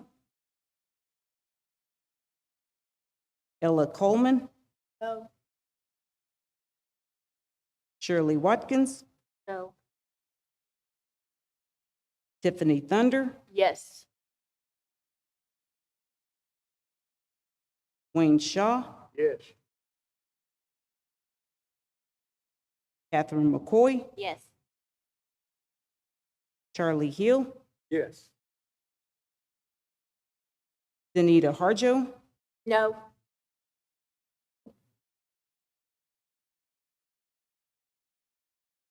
Willis Dethridge, No. Desiree Emerton, No.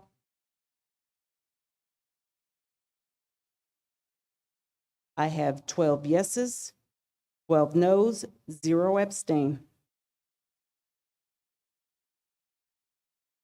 With a count of 12-12, that is my nominee, and chairman votes yes. So that TR 2023-26 passes. Someone called me Solomon of the Seminoles a while back. I almost had to use that this time around.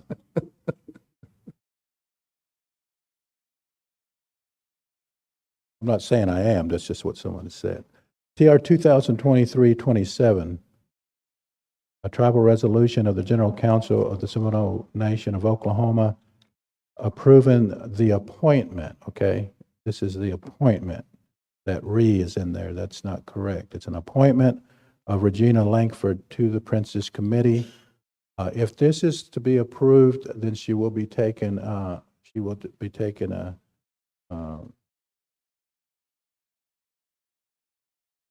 Miss Sewell, her spot, because she was not approved at the last council. Okay, because some people think that somebody was removed, and that doesn't happen. That's not the way it works in the Seminole Nation. So we have two representatives, Miss Whitekiller and Miss Tiger, and Velma's position expires on the 29th of this month, okay? So if this passes, that's the position that Regina Langford will be taking over. Is that clear? Motion? Representative Thunder? Yes. And second by Representative Petit. Representative Borba? Yes, Chairman, for clarification, is Dina Tiger still on the Princess Committee? I believe that's what I just said, because one can't be removed except by this on the committees unless the chief brings it before the council and gets their confirmation. So that has never happened, okay? Okay. The council needs to know that they have not been recognizing her. But, well, they will need to recognize her unless they give me legitimate reasons that I need to bring that position before the council for a removal or a resignation, one of those two. But at this point, Ms. Tiger is on the Princess Committee, okay? Madhu? Representative Pittman, then Representative McCoy.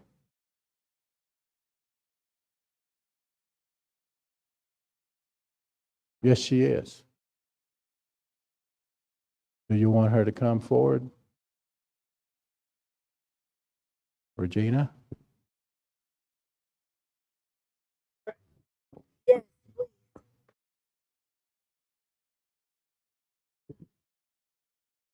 Yes. I just wanted to make sure we had the introduction from you and for you to just share with us your passion or belief what you'd like to see happen with the Princess Committee. If we hadn't, actually, I wouldn't even be here if we had other women who would want to be on the Princess Committee. My term ended in December. I've been acting as volunteer. I like what I'm doing. I like working with the girls. Yes, question about Dina. She hadn't been, we have sent out notice at the We don't beginning. need to be discussing that right now. Okay. Yeah, she wants to know what you're doing and Well, what you're gonna do. I just like working with the girls and the princess. The princess pageant, I would like to see a change. The one we have now is like very long, 3 hours. I've got to visit Mississippi Choctaws. I've gone to Creeks and Chickasaws, Choctaws here in Oklahoma. They have more girls and their pageants are less long. So I'd like to kind of see something change in art. I put my name back in because I kept asking anybody on putting their name in. No, so okay, that's why I'm back. Or trying to be. And how long have you been serving with the Princess Committee? This to be, I have 2 terms so far. Be the 3rd.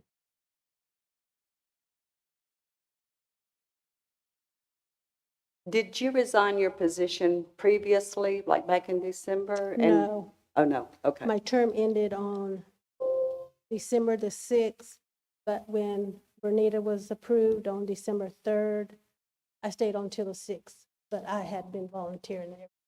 Okay, thank you for helping. Yes. Ms. Hill? I'm gonna go ahead and speak. He's over there being busy.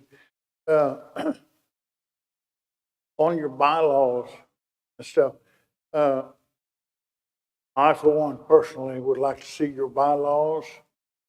And I understand y'all wrote some new ones that have not been submitted for over a year. I attended one of their meetings, is how I found out that they had attempted to pass these bylaws, but they had not been submitted by the secretary. I think she was secretary, wasn't she, Velma? Or chairman? Chairperson. Chairman did not submit them to the administrative office, and the administrative office did not present them to us to put it in our code of laws. So therefore, I'm just making a recommendation. Your first meeting or 2 meetings, next couple of meetings, I know y'all are gonna be busy because you got the gathering of the nation, and we got Florida trip and stuff all going, and I know y'all are busy because y'all are going somewhere trying to represent our nation.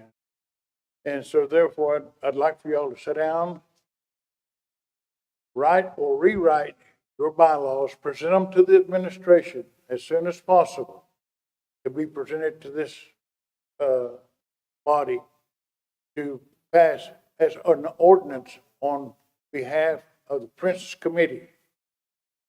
You don't have to put any money numbers or anything like that in it. It's all explaining what your duties are. This way, it'll be in confirmation for the rest of the conformity, for the rest of the ones that, if y'all get off next week and the next one comes on, they gotta live by those bylaws if it's passed by this council. And until those are not passed, right now, y'all are flying by the seat of your pants. So let's try to get this, together, get it straight. One set of bylaws fits all. Not one set of bylaws fits me today, and tomorrow I'll change it because I gotta wash this one. Something, we need something that's in stone. And I've heard it too, there's been a lot of bickering, but I always play it off. You got a bunch of women that are getting together. There are never, nobody gonna agree with anybody because I got on a green sock and you got on a white sock. Doesn't work because they're conflicting. And that's pretty much what it amounts to. We need to get it together in one set of bylaws. So therefore, I'm making that suggestion right now. I think that maybe in the future, I'd like to see it here by our June quarterly meeting so we can get this out of the way and get it straight and gone. So that's just a recommendation on my part, so I'll turn it over to you. Okay, this is TR, okay, Representative Sampson? You said you've been on, this is be your third term? Well, I do thank you for your service, and I know it's been difficult down the road because you're saying that you're shorthanded and stuff. Is there anything that you have in mind if you get it reelected in today? Is there anything that you have in mind that enhance and better draw the people to come and want to join? Anything you could change to make it better for people to be willing to come and do the service you do? All of us have been asking other women to put in their application. They say they do or will do it. Evidently, they haven't. And a lot of the ones that we have asked, they switch membership to another tribe. So only thing I can think of, maybe communications can put some. You ever thought of doing like a meet and a greet with just all the Seminole tribal women and just come together trying to show them what is in this? Oh, yeah, we're going to have one of those. We've been talking about it. And let them see exactly and feel the embrace of what you're doing, because it's for our culture, about who we are, and then just making a great stand.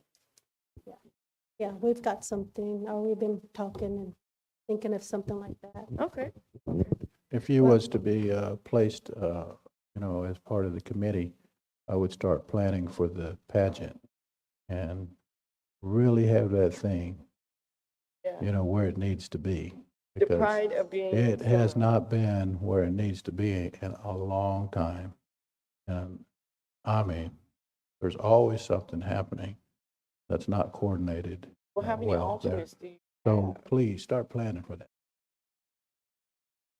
Yeah, do you have alternates if someone, like he's saying, something happens and the other one can't come, or this? There's no alternates. Representative Pittman? Thank you, Mr. Chairman. Can you also, I guess, when you submit your bylaws, can you also give us a recommendation for your budget? Particularly, I'm interested in scholarships to make sure that we're issuing the scholarships as these young ladies matriculate. I know we've had some issues in the past with students graduating and going on, and they didn't receive their scholarship in time. We'd like to know ahead of time what we need so we can help.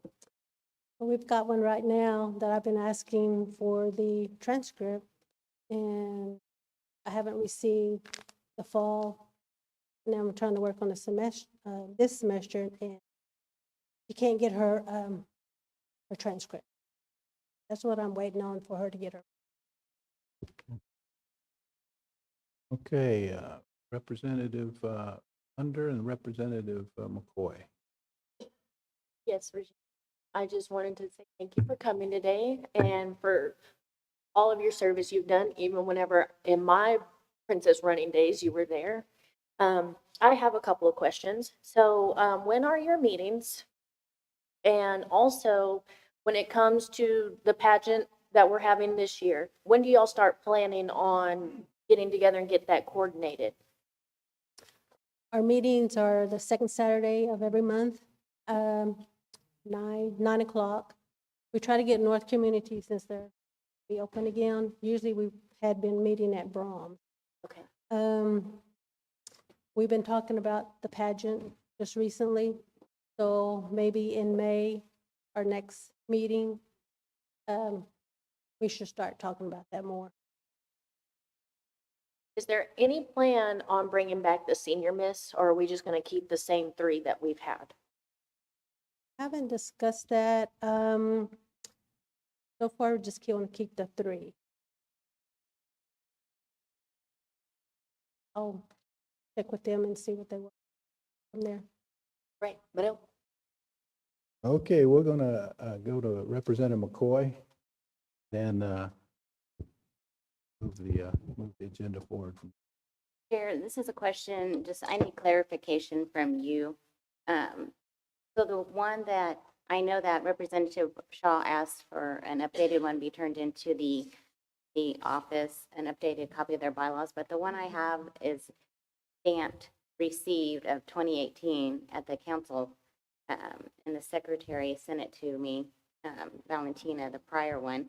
So they have their own bylaws. So if their bylaws say, under Article 3, officers, that there is a provision that Section 3 says removal, any officer may be removed by a 2/3 vote of all members present at a regular meeting whenever it is in the best interest of the committee.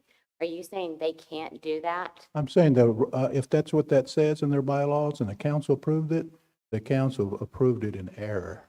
You mean if the council approved their bylaws? Yes, if they approved their bylaws, they approved it in error. Committee members are taken off by removal from the chief, bringing it to this body, and then the council confirms it. That's how Okay, committees so- operate in the Seminole Nation. Okay, so I don't know the answer if their bylaws were ever brought then to the council for approval. So I guess with Mr. Shaw's request, updated bylaws, and I guess you'll need to present them. And if that is brought to this council, I would ask that the council seriously look at that particular provision and see if it's not out of line with the way that we do things. Codes. I don't know who on the committee, how they update their bylaws, but I guess there's a even updated one than this one that currently has at the I don't council think house. if the chief appoints and the council confirms that a committee can be doing the removing. Well, I just wanted to bring that to your attention because Okay. their bylaws have that provision in there. So Okay. it's, Well, obviously they can't do that is what you're saying. But okay, we're going to call for the question because we spent a lot of time. What is it, Ms. Langford? When we do our bylaws, are we allowed to contact to, Yes, all committees have access to the Attorney General. Yes. Okay, we're going to go back, and I realize she's not on there, but people wanted to know what she would do if she was placed back on there. Okay, that was the questioning. So 2023-27, this is an appointment, and it will take place after the expiration of Ms. Velma. Her term expires a week from today. Okay? So, Secretary, call the roll. TR 2023-27. Leetta Sampson, Yes. Anthony Conley, Yes. John Narkemy, Yes. Rena Tiger, Yes. Anastasia Pittman, Yes, Harry Edwards, Ida Gonzalez, No. Nancy Fixico, No, no. Tamara Downey, Leon Petit, Yes. Joseph Billy, Dolores Harjo, Karen Fulbright, No. Ann Borba, No. Sina Yeslith, Yes. Lottie Cootie, Marilyn Moore, Ella Coleman, no, Shirley Watkins, no. Tiffany Thunder, Yes. Wayne Shaw, Yes. Catherine McCoy, Yes. Charlie Hill, Yes. Danita Harjo, Yes. Willis Dethridge, Yes. Desiree Emerton. Yes.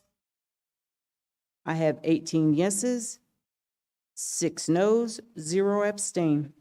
With a count of 18 yes, 6 noes, and 0 abstention, I declare that TR 2023-27 has passed. Okay, we're into the tribal ordinances. And this is Tribal Ordinance 2023-02, Tribal Ordinance of the Seminole Nation of Oklahoma, amending Seminole Courts Administration Code at Title 5, Chapter 4, Title Court Clerk of the Seminole Nation Code of Laws. We do have Judge Barnes here, and the Attorney General can answer questions on these amendments to tribal ordinance. So Judge Barnes, if you would come forward, if there's any, well, we need a motion first to get it on the I'll floor. make that motion, Chair. Motion by Representative Fulbright, seconded by Representative Petit. We are in discussion at this time, so we may let that little siren go off before we kind of. Now y'all know what time it is, don't you?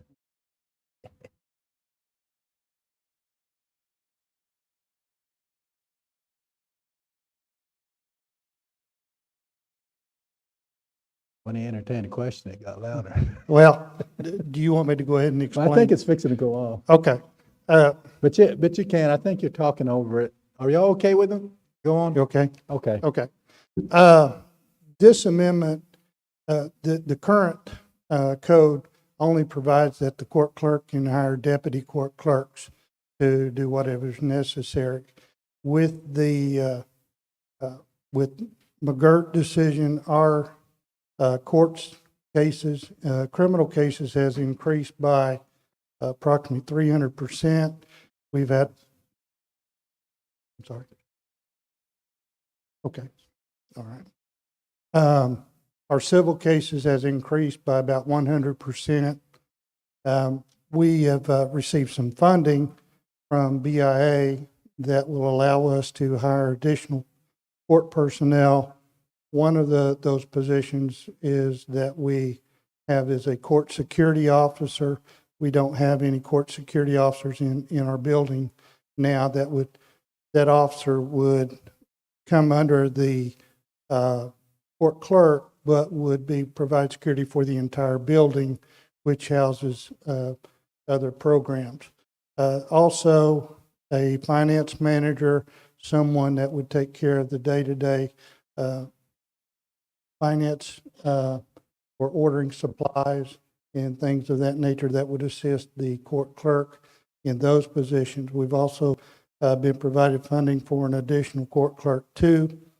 Our current staff level, we're at 12. We've been authorized up to 18 personnel, and we're trying to fill those positions as we can. But this, basically what this amendment does to the code is it allows the court to hire additional personnel other than deputy court clerks for the day-to-day operations. So, yes, Mr. Shaw. I was looking at these, it said under the, this one section 403A, they shall be hired, fired, and supervised by the district court.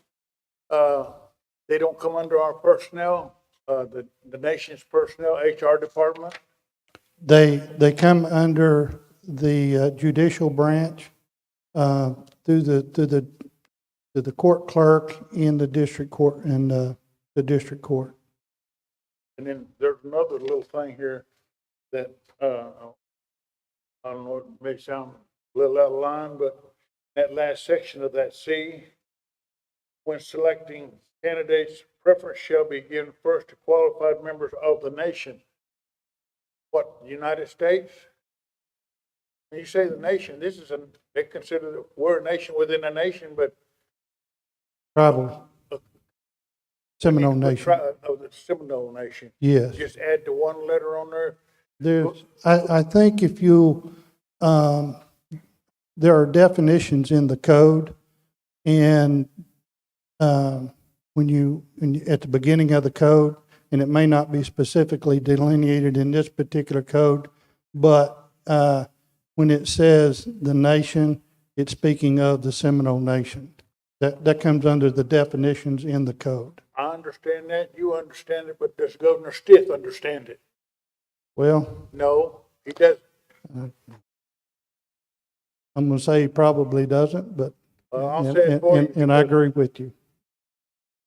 Because, I'm not playing politics with him, but I would like to clarify it because, well, it doesn't say this. So if we put Seminole Nation there, just that one little word, Seminole, means a lot.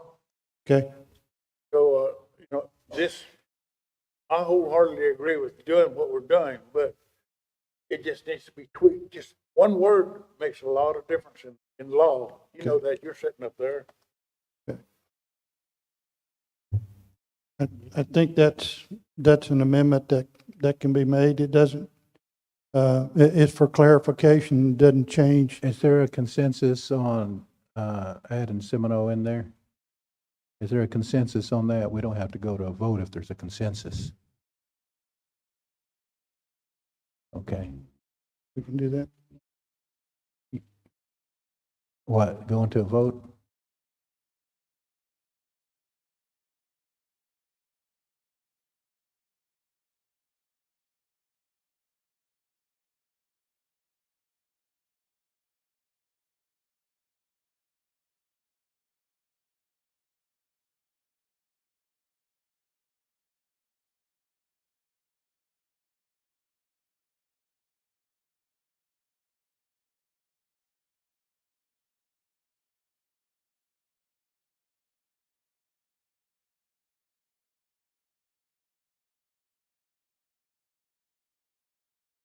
Well, let's go ahead.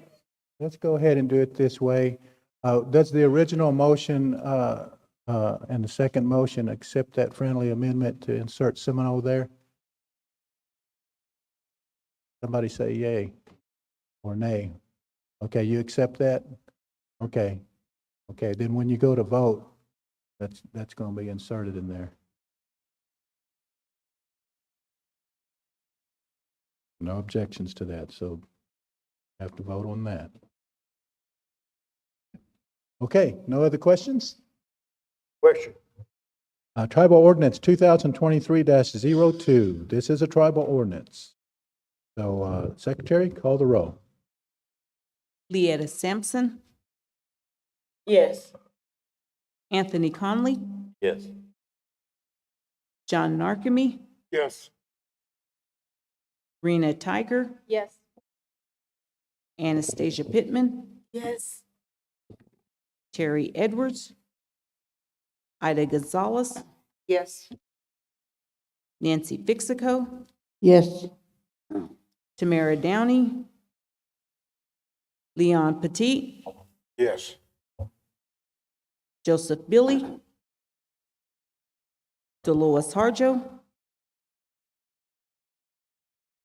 Karen Fulbright,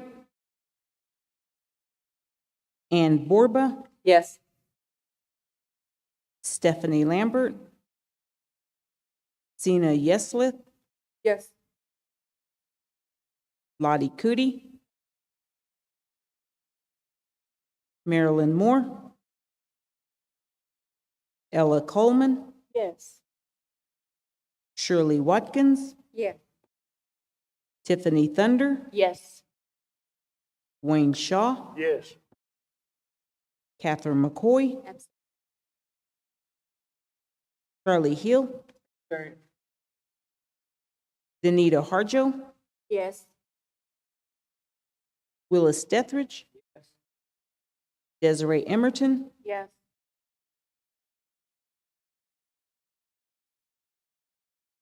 I have 21 yeses, 2 abstains. With a count of 21 yes, 2 abstentions, and 21 yeses, 0 noes. 0 noes, and 2 abstentions, I declare that measure to have passed. TO 2023-02. Okay, TO 2023-03 and TO 2023-04 have been withdrawn. So we have TR 2023-05. And just for clarity, because there was a lot of people calling the council secretary's office and say, there's a lot of confusion. What will happen, folks, for numerical purposes, if this passes, 05 and 06, they are, actually, we're going to change it right now because the other two have been withdrawn. TO 2023-05 will become TR 2023-03 for numerical purposes of tribal ordinances and codes. Nothing has changed in 05, just a numerical standing, okay? So take your pen and mark that. I know you voted at your bands for 05. Do you want us to make the correction? Because I know how your bands voted. Is that okay to make that correction? Does everybody understand and agree with that? Okay, that's how we'll do it then. If there's no objections to those corrections right here on the floor, that's how we're going to do that, so that the numerical tribal ordinances will continue in chronological order. Okay, a tribal ordinance of the Seminole Nation of Oklahoma amending Seminole Domestic Violence Code at Title 6A, Chapter 1, Title Introduction, and Chapter 2, Title General Provisions of the Seminole Nation Code of Laws. Any questions?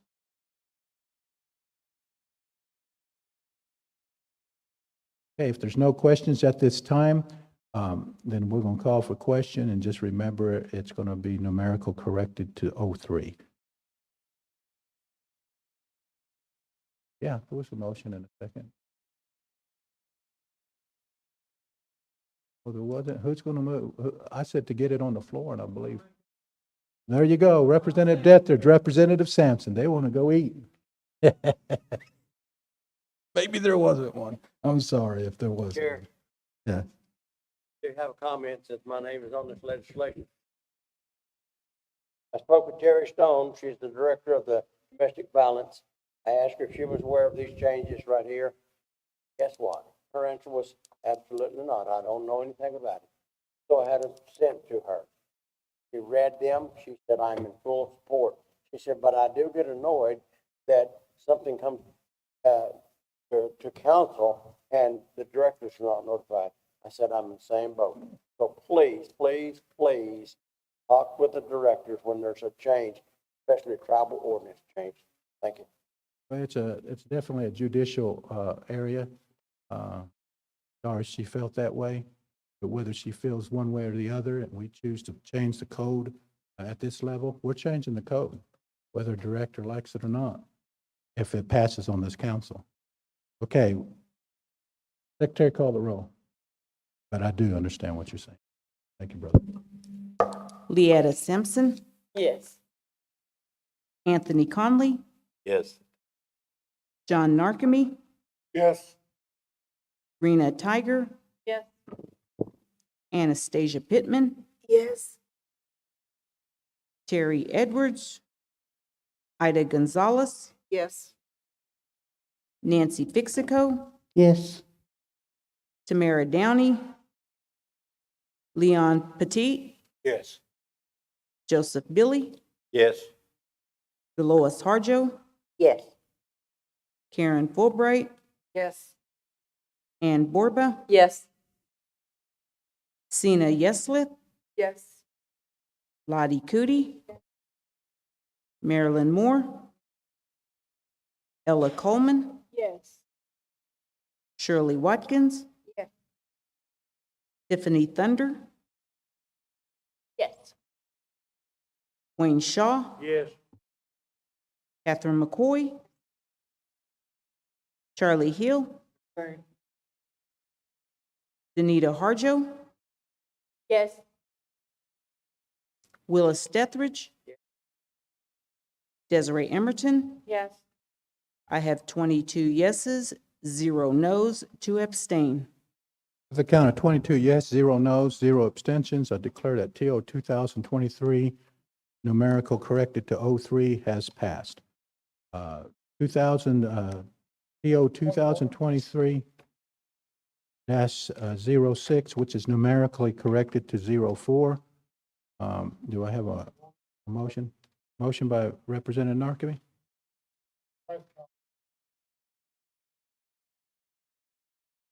Say that again.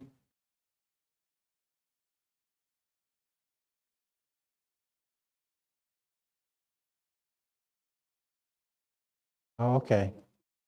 I might be, I apologize, folks. I didn't hear it. I saw 0. Okay. What's the correct number on TR 2023 numerical corrected 03? Yes. Okay. Corrected. Chair stands corrected. That is 22-0 and 2 abstentions. So it passes. TR 2023 America corrected to 04, went to your bands at 06. Now, do I have a motion for that? Motion by Representative Coleman.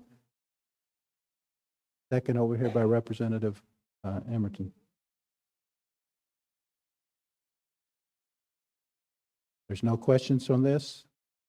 Any questions? Representative Billy?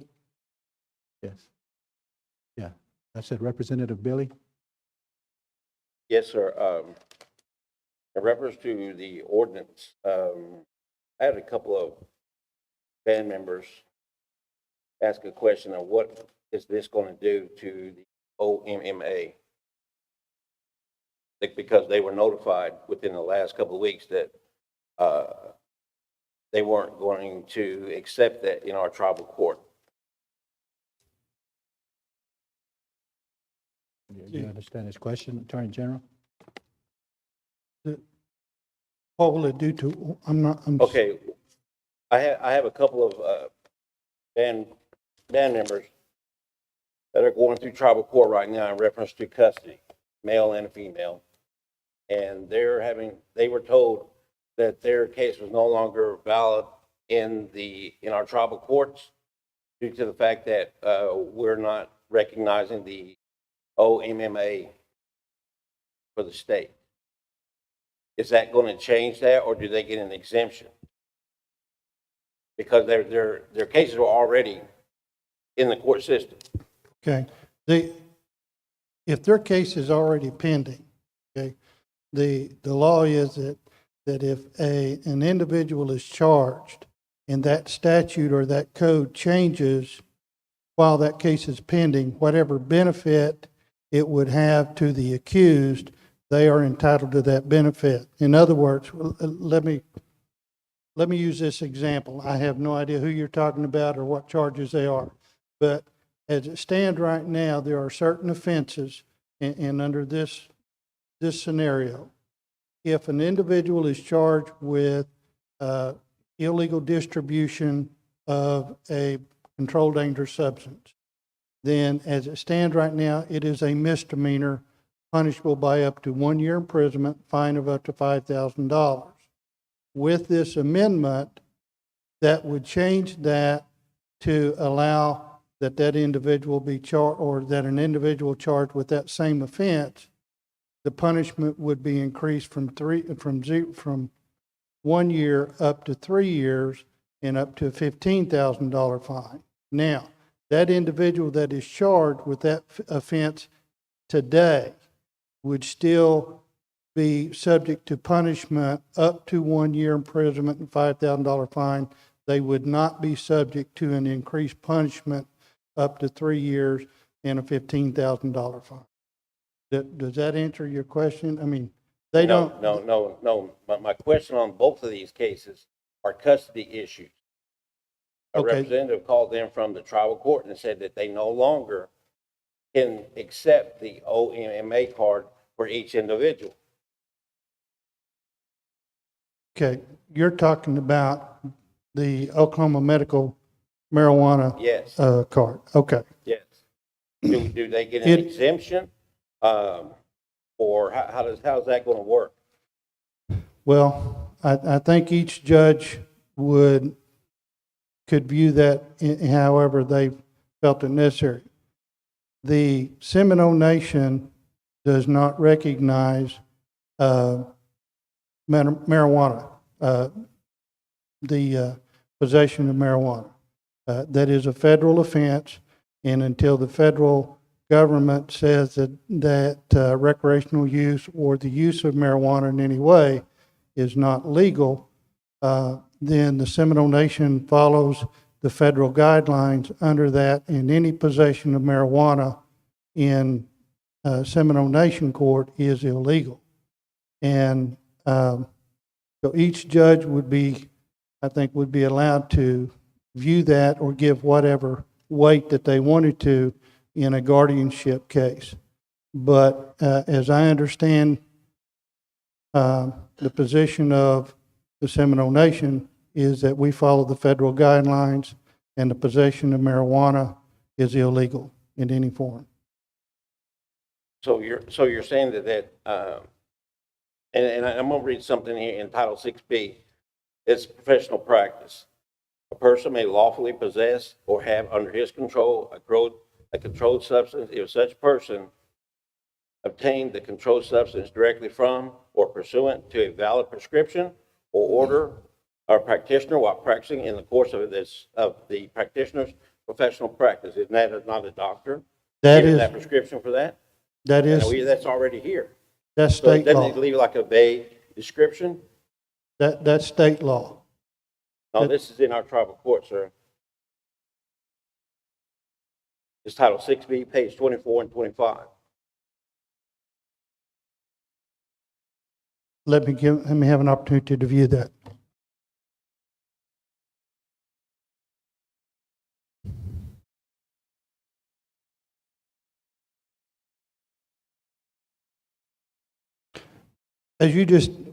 I'll just say this. It does not change that statute. This only changes the Title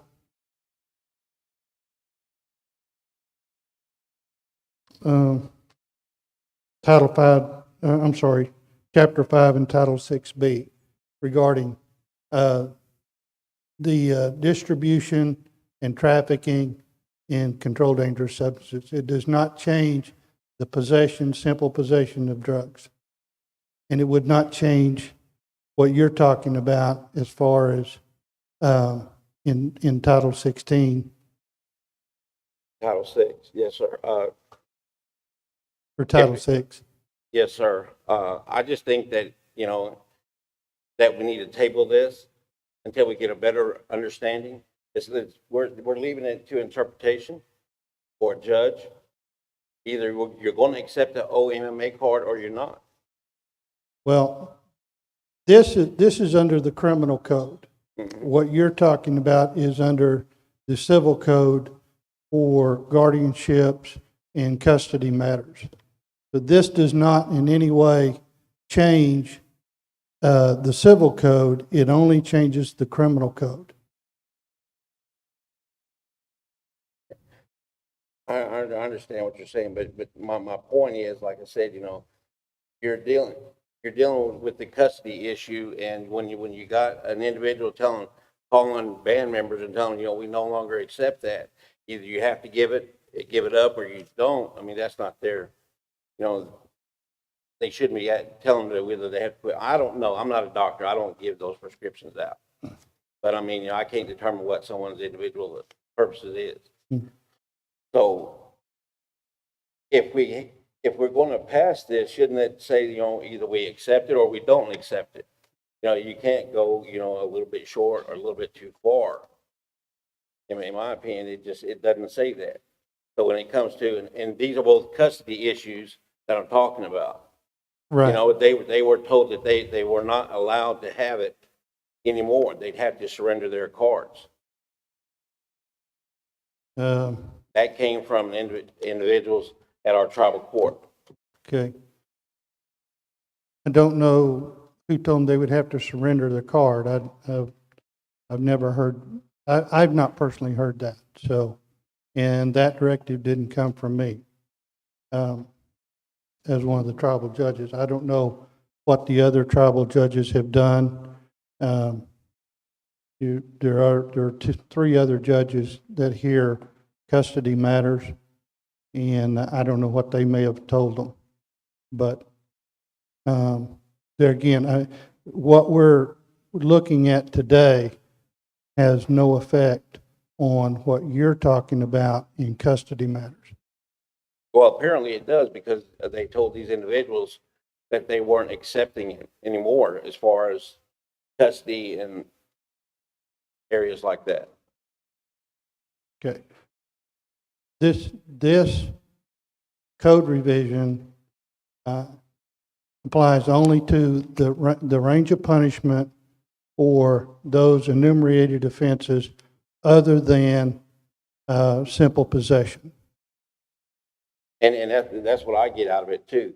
But for an individual to tell them like that, so basically what I'm reading, what they were told me, that, you know, their case is not any good in our tribal system, they'd have to go to Oklahoma court if they choose not to relinquish their OMMA card. Okay. I'm telling you, I don't know that we have the authority to tell someone to relinquish their Oklahoma medical marijuana card. I certainly, as a judge, don't believe that I have the authority to tell them to do that. If it's been legally obtained, then I don't see how, at least from my standpoint, I don't see how I would have the authority to tell them to relinquish or tear up that card. Yes, sir. Well, like I said, I'd like to, you know, at least table this until we get a better information, a better understanding. And I'd like a second on it.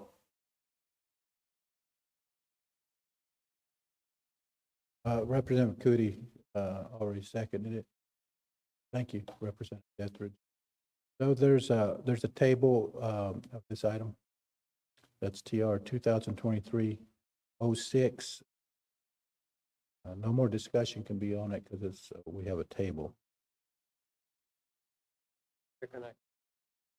No, we're in a table. We're in a table. There's no discussion on a table. So Secretary, on the table of TR 2023-04, for numerical purposes, 06 becomes 04, okay? When there's a table, that ends discussion. We'll go to the table, okay? Chair, point of order on that. You can't table something, just table it. You have to expound on the reason you're tabling this thing and when you're going to bring it back. Otherwise, it could stay on the table for longer than you and I are alive. So Okay. what I'm trying to say is the reason that Mr. Billy has asked for a table is he needs further understanding. And the further understanding is this doesn't affect this particular legislation, but I promised him that I would second a table. I'm not in favor of this thing being tabled personally, but I have promised that I would second his motion. That's where we're at. Thank you, sir. We're at a table, and all tables come back at the next meeting unless defined at the time of the motion of the table indefinitely or a certain time assigned, certain meeting in the future assigned. So table items come under unfinished business at the next council meeting. Secretary, table. This is a table of 2023, numerically corrected 04, which was 06 when you addressed it with your bands. Theetta Simpson, Yes. Anthony Conley, Yes. John Narkemy, No. Rena Tiger, Anastasia Pittman, Yes. Ida Gonzalez, No. Nancy Fixico, No. Leon Petit, Yes.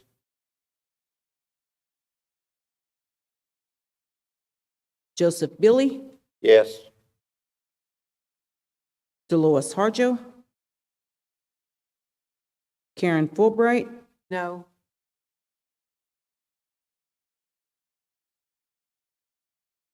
Ann Borba, No. Sina Yeslith, No. Lottie Cootie,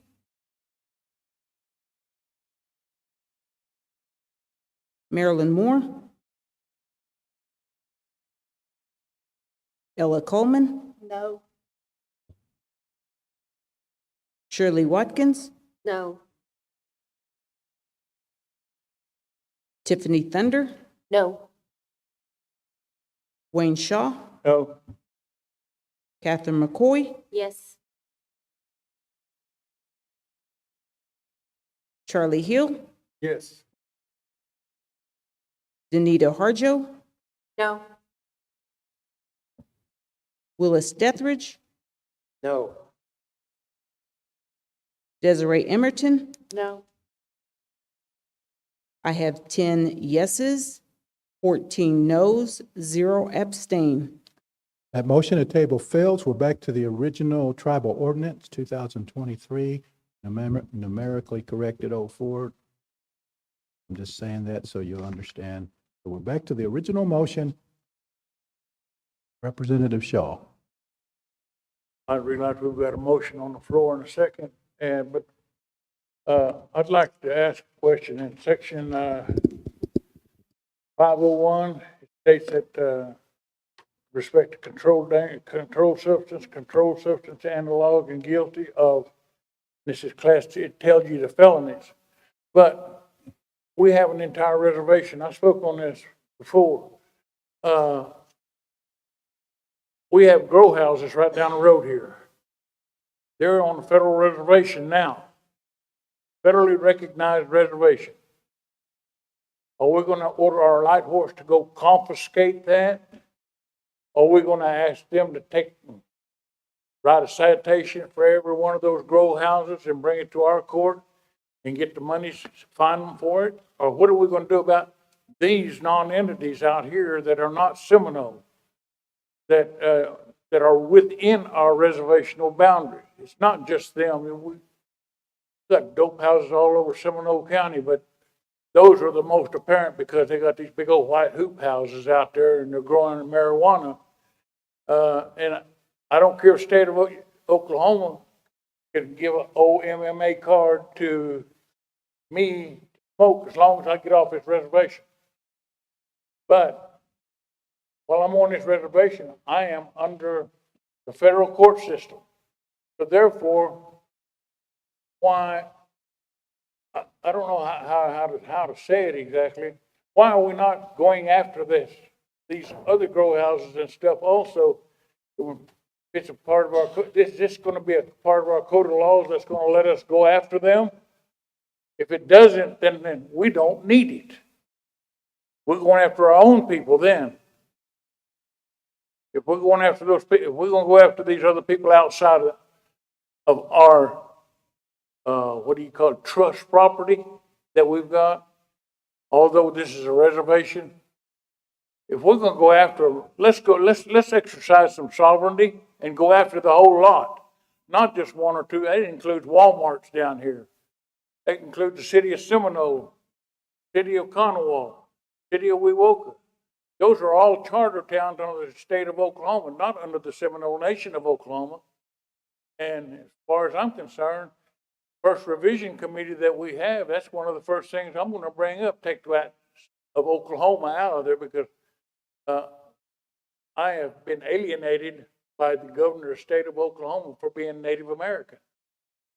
So therefore, I'm going to stand up. It's time to stand up and show some teeth or get busted down and do nothing. We need to understand that we, as a Seminole Nation, have more treaty rights than the other 4 nations of the 5 civilized tribes, because we do not come under the Curtis Act. We do not come under the Oklahoma Indian Welfare Act. We've never gone that direction. Those other tribes have done this. We have not. So we have more sovereign rights on our sovereignty, and we're sitting here twiddling our thumbs. We're the smallest ones of the bunch. But can you imagine, and I brought this out at one of the band meetings the other night, that you go down to this hoop house, let's say there's 40 of them down there, and you file on them and charge them $1,000 for every hoop house they got, and they got 40 of them. There's $40,000 that would be coming into our judicial system to the Seminole Nation. And you turn around and look how many are in Seminole County alone. There are hundreds, if not into the thousands of these hoop houses that could be fined. And the state of Oklahoma is trying to keep these, I call them foreigners, out. So I understand they're using some of our Native Americans to buy property for a percentage of the crops that's grown on there. I don't like our people being used. I know it's a big soapbox I'm walking around on, but by gosh, you better get in the back of your mind this time that you stood up and done something. If we're gonna continue and we want to practice our sovereignty, we're never going to be able to do that unless we start right here. And I'm going to say today, thank you. With, I'll let the Attorney General, she wants to speak. Go ahead and give her your mic. Representative Shaw, I think we are fighting these, probably not as quickly as you would prefer. We file amicus briefs with Hooper, with the Muskogee Creek Nation. There are many cases. This is a McGirt argument. Who has the right to enforce laws on this reservation? This is criminal, and so we are fighting. We are fighting Stigler and Curtis and all those things that don't apply to us. But lawsuits take time and money. And so the band chief meeting, Chief Factor asked us to have kind of a listening meeting, a talking meeting to talk about all these cases that do affect the Seminole Nation, that affect McGirt, that affect our rights. But Judge Barnes is absolutely right. Right now, marijuana is federally illegal. So we are in some sort of weird no man's land where we can't make certain things legal when they're federally illegal. And we have to choose wisely what we do. But we are planning on having a listening or a speaking or a town hall meeting about all of these issues before the next quarterly meeting at the request of Mr. Factor. Maybe we need to make the federal government aware that they need to be doing their jobs in here. Then this is a reservation, and they need to, under their own Supreme Court justices have given this reservation back to us, so that becomes federal land again. And the federal government needs to step up to the plate and start doing these arrests. And if they need the money, they can do it. But if they want to let us do it, let us do it. Don't step in our way. Well, and I think what Judge Barnes was talking about is we are expanding our court. He told us how many more cases we have, both criminally and we are trying to prosecute more cases and do more. And we have got more federal money to do this. But I believe that the feds kind of categorize what they're going to prosecute, and to all of our benefit, they prosecute murder and things like that at a higher level than the other things. I mean, Judge could talk about it much more than I can. But we are fighting in the background for our rights. We are filing amicus briefs on everything we can. We are fighting as quickly as we can. We can't make the courts go, and I'm talking about the higher level courts, go more quickly. We only affect our own court. Okay, back to the original question. And that's TO 2023, numerically corrected to 04 from 06. Okay, that's where we're at. Secretary? Leetta Simpson, No. Anthony Conley, No. John Narkemy, Yes. Rena Tiger, Yes. Anastasia Pittman, No. Ida Gonzalez, Yes. Nancy Fixico, Yes. Leon Petit, Yes. Joseph Billy. Oh. Repeat, please, Joseph Billy. No. Dolores Harjo, Aaron Fulbright, Yes. Ann Borba, Yes. Dina Yeslith, Yes. Buddy Cootie, Marilyn Moore, Ella Coleman, Yes. Shirley Watkins, Yes. Tiffany Thunder, Yes. Wayne Shaw, Yes. Catherine McCoy, Abstain. Charlie Hill, Abstain. Danita Harjo, Yes. Willis Dethridge, Yes. Desiree Emerton. Yes. I have 15 yeses, 7 noes, 2 abstain. We have 15 yes, 7 noes, and 2 abstentions. I declare TO 2023-04 to have passed. I know there's prayer and adjournment. I just want to let you know, and I know most of you are aware, that the Seminole Nation Gaming Enterprise sent out a RFP for companies to solicit for consultation. There are some that believe that there could possibly be a component or an element of management. I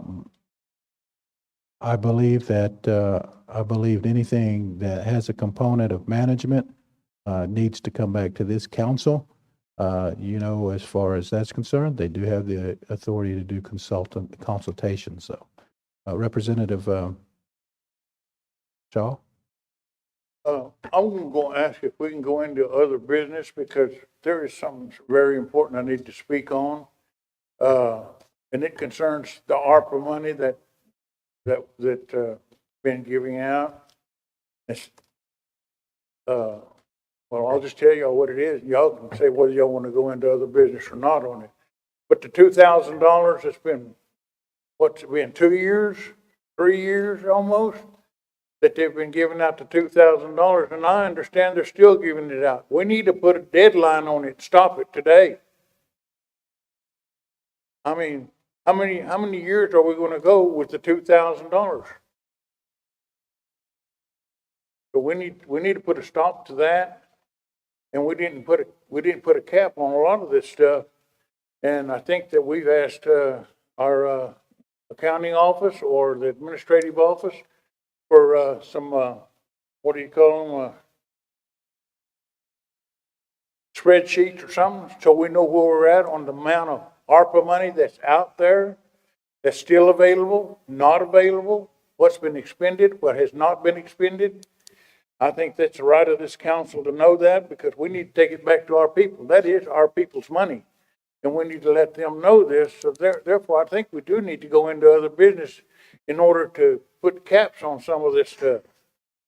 I don't think those things can be decided today without discussing it with your bands, but what I would suggest, though, is this, that perhaps, if the council desires, it can be placed on the next council meeting, the agenda of the next council meeting, because there will have to be an evaluation of what funds we have. Obviously, everybody knows that 24 of December is when the set time to have expenditures expended, unless you already have construction going or obligations going in one direction, and it can be extended to 26. So definitely, as far as that is concerned, we do eventually need to know when we do stop it. Because if we get into September of next year, 24, and we still have it open, and then we keep on getting applications. So right now, as it stands, it's open. There's no end date. So, but I don't think you can settle that here today. That's why I'm asking that we need to put an end date on it. If it has to be today or tomorrow, because we're going to continue giving out $2,000 for people who decide they don't want to be Creek today, they want to be Seminole tomorrow, or we got some. Now that's a little bit of hyperbole, and that means a little bit of an exaggeration, because people cannot come back to our nation if they was enrolled in the Creek Nation. Well, let's say they're not Seminole to begin with. They started out as Creeks and decided to relinquish over there and come Seminole. Then we have to pay them. You can't do that. At this time in our laws, you can't do that. at the existing code of laws as it stands right now. Well, that's why I'm asking that, I think this council needs to put a cap on some of this stuff. They've had plenty of time. I spent mine 2 days after I had mine, but the thing is, they're still coming in requesting $2,000. People who have never been in the nation are now finding out, oh, I found out I'm Seminole now. I'm gonna go sign up because I got Well, $2,750 constitutionally coming. wise, if they're eligible to sign up, constitutional wise, they can sign up. I'm not stopping them from Is there signing up. is there any other business that needs to come before the council? If The not, I'll make a only motion. thing is if there is a management component in that RFP, which I have not read that RFP, then that should not be decided by only a gaming board, in my opinion. If there is a management component in it, that needs to come back here to this So floor. what you're basically saying is that you become aware of an incident that is somewhat out of character and out of the board's jurisdictional abilities to ask for RFPs because that is a council function and not a board function. Is that correct? For consultation, it's definitely a board function. But if it, in any way or form, looks like it carries over into a management type of situation, then obviously it's a governing body decision. Yeah. Now, I haven't agree read it. wholeheartedly that they've overstepped their boundaries at the board level. So, I'll let the Attorney General speak to it. She's aware of the situation, I think, but not totally. She just knows that what I'm saying, if that is a component, then that can't be made only with that board, because if the council is going to do something in gaming totally different than what we have been doing, if there are options, then let's hear those options, whatever they might be, whoever they may be.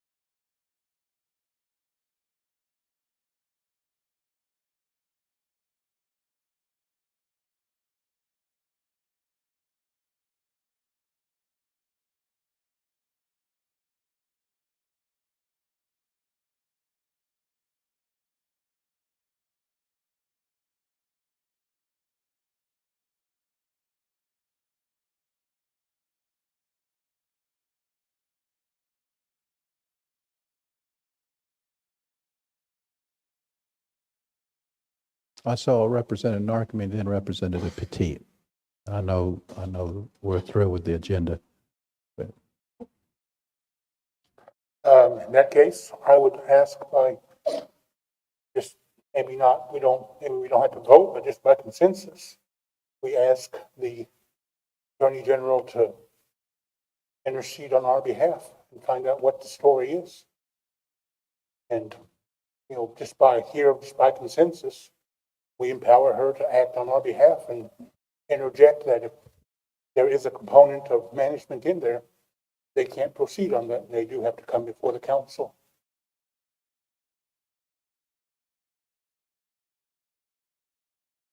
Well, that's pretty much understood. Does everybody agree with that?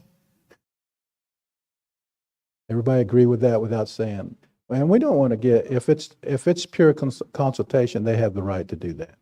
But if that RFP has, any implementations of management, that has to come back here. That's the way the law.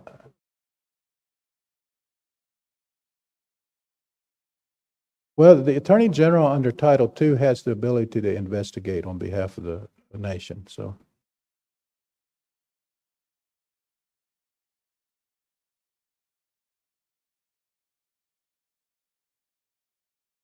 Okay. Speak now or forever hold your peace.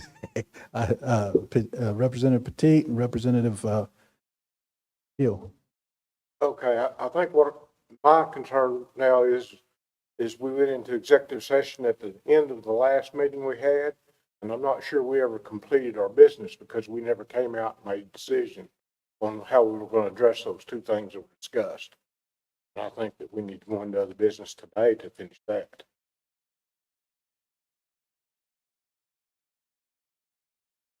I'm trying to make it to a funeral of a 97-year-old lady that's passed away.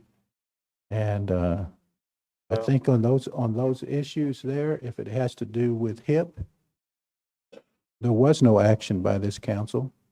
And that program is going forward in the way that it's done. And it's already been reported in the U.S. Treasury portal as what it is. So I know there's some effort here to maybe, do something to try to stop it, but council, voted for it. And if your idea is we've got to be able to meet every need of every tribal member there is, I wish that we could, because that should be our goal. But in the real world, and with real funds that's available, there's no tribe in the world that does that. Not even the ones to the south of us or down southeastern Oklahoma. Or you try to formulate in that particular nature, that particular program, the HIP program, was never designed for that. But the thing of it is I wish we had billions of dollars. We could just say, we're going to do this and just go ahead and, turn your application in and they'll get to you when they can. But that's not realistic, not with limited funding availability. Well, I think there was another issue that was discussed that this council was told that they would need to make a decision on how to proceed from there. I think that needs to be discussed. I can't remember what that was, and it was an executive session. It was on the agenda. It was an item about an investigation. What was it? If it was on the agenda, then it's not so much executive session material. I mean, it could be material, but if it was on the agenda, then it's open for us. You can mention it, because if it was on the agenda, you can mention it. Well, it was the AG investigation of PPP and short report regarding McGirt and Strobel, and we had information on that and everything. But when we went into executive session, there were two items that were discussed in there, and then we left without reaching any conclusion on what we were to do as far as how we'd proceed further with the investigation report. Remember the points that were made? I'm trying to recall what they are.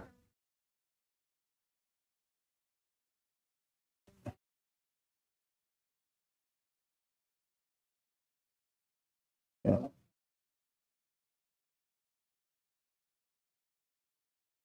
Okay, on McGirt, you're speaking of? No, in the report she's talking about. Oh, okay. Well, I will share this with you, and we'll put it on the portal. The United States of America has extended a period of time that they can investigate any kind of funds that's come from CARES, ARPA, PPP, for a decade. So it's open for a decade as far as investigations by the Office of Inspector General. So it could come. So they extended that period so everybody can say they might be coming, and they probably will be. I think they're going to focus on Indian country. I really do. All right. Representative Narkamy? I almost talked Representative Pittman into saying something. She raised her hand. Absolutely nothing to do with anything that we're discussing here, but before we dismiss, I think we should say a kind word for one of our former peers that has passed away recently.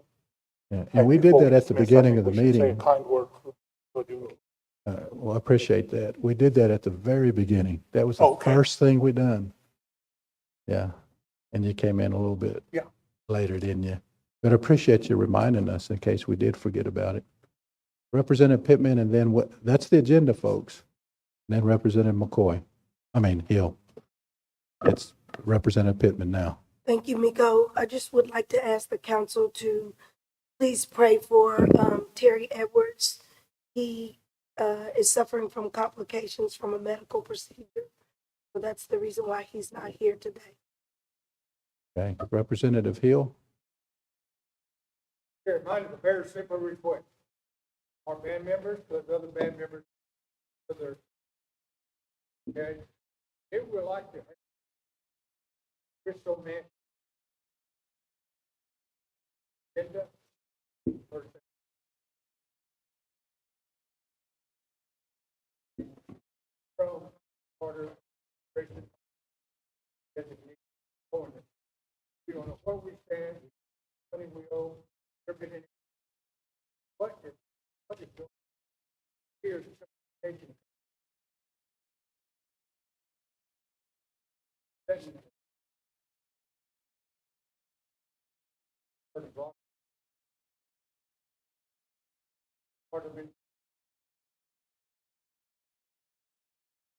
No, Carter can communicate directly with me. They haven't been in touch base with me and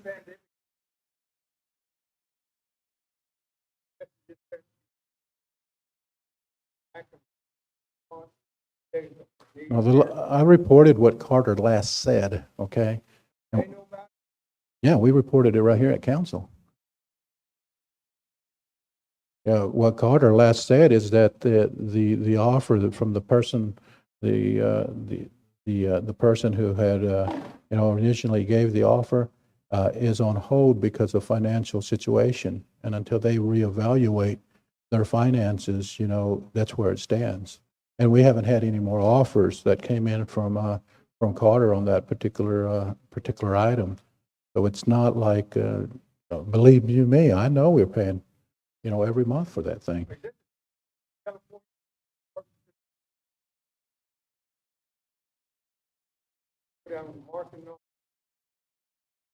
Council at that time. They should know, therefore, we'll tell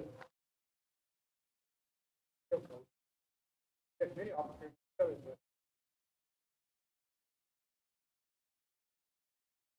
that. I think the reasoning for the council for not letting it go for 1.3 was because we was going to be still holding the bag for $600,000 at that time. And at least the reasoning of what the council was saying at that time was that would not be acceptable. I think it was, but see, what they're on halt because they're reevaluating their finances according to Carter. That was the last, I may even have that in the email, actually. Representative Cootie, and then we need to wrap this up because we are finished with the agenda.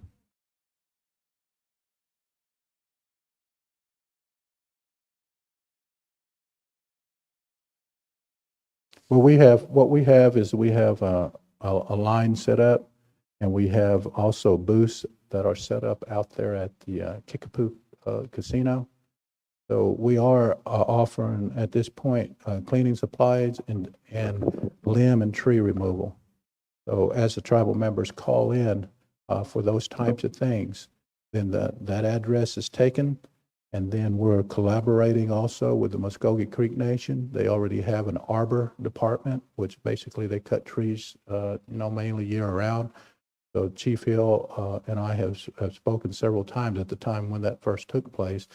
So I am grateful for their outreach to us too as the Seminole Nation in that area, because we do have a lot of tribal members in that particular region. So we're doing what we can with the resources that we have and what's allowable. So I wish it could be a lot more.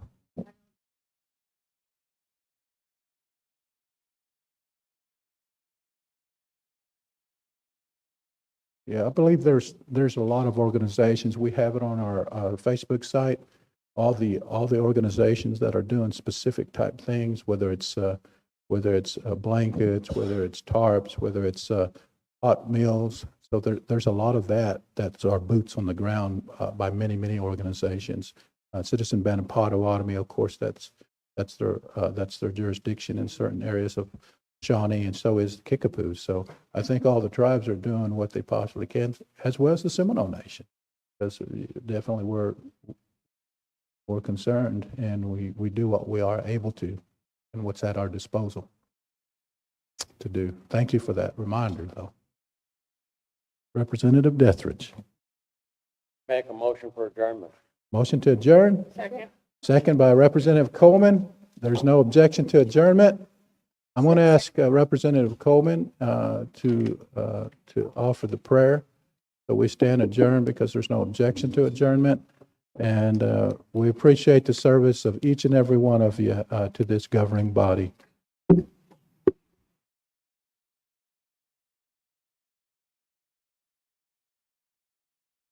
We come to you in prayer and thanking you for being with us today so that we have good discussions regarding the decisions that, Father, God would watch over, help us work together, helping each other clarify questions that come up, Father. It is in the best interest of our people. And I pray today for those that were not there. And Tiffany Cully has some, so, Heavenly Father, I give them this healing, provide to them. Pray that I would be of comfort. Family of Tulsi Palmer, or Seminole Nation Code Talker, Tony Palmer. Today at 2:00 in Wewoka, for our past assistant, her family as well, Heavenly Father. Pray. Anybody else that have not been made that need. Heavenly Father, pray that thou will continue travels.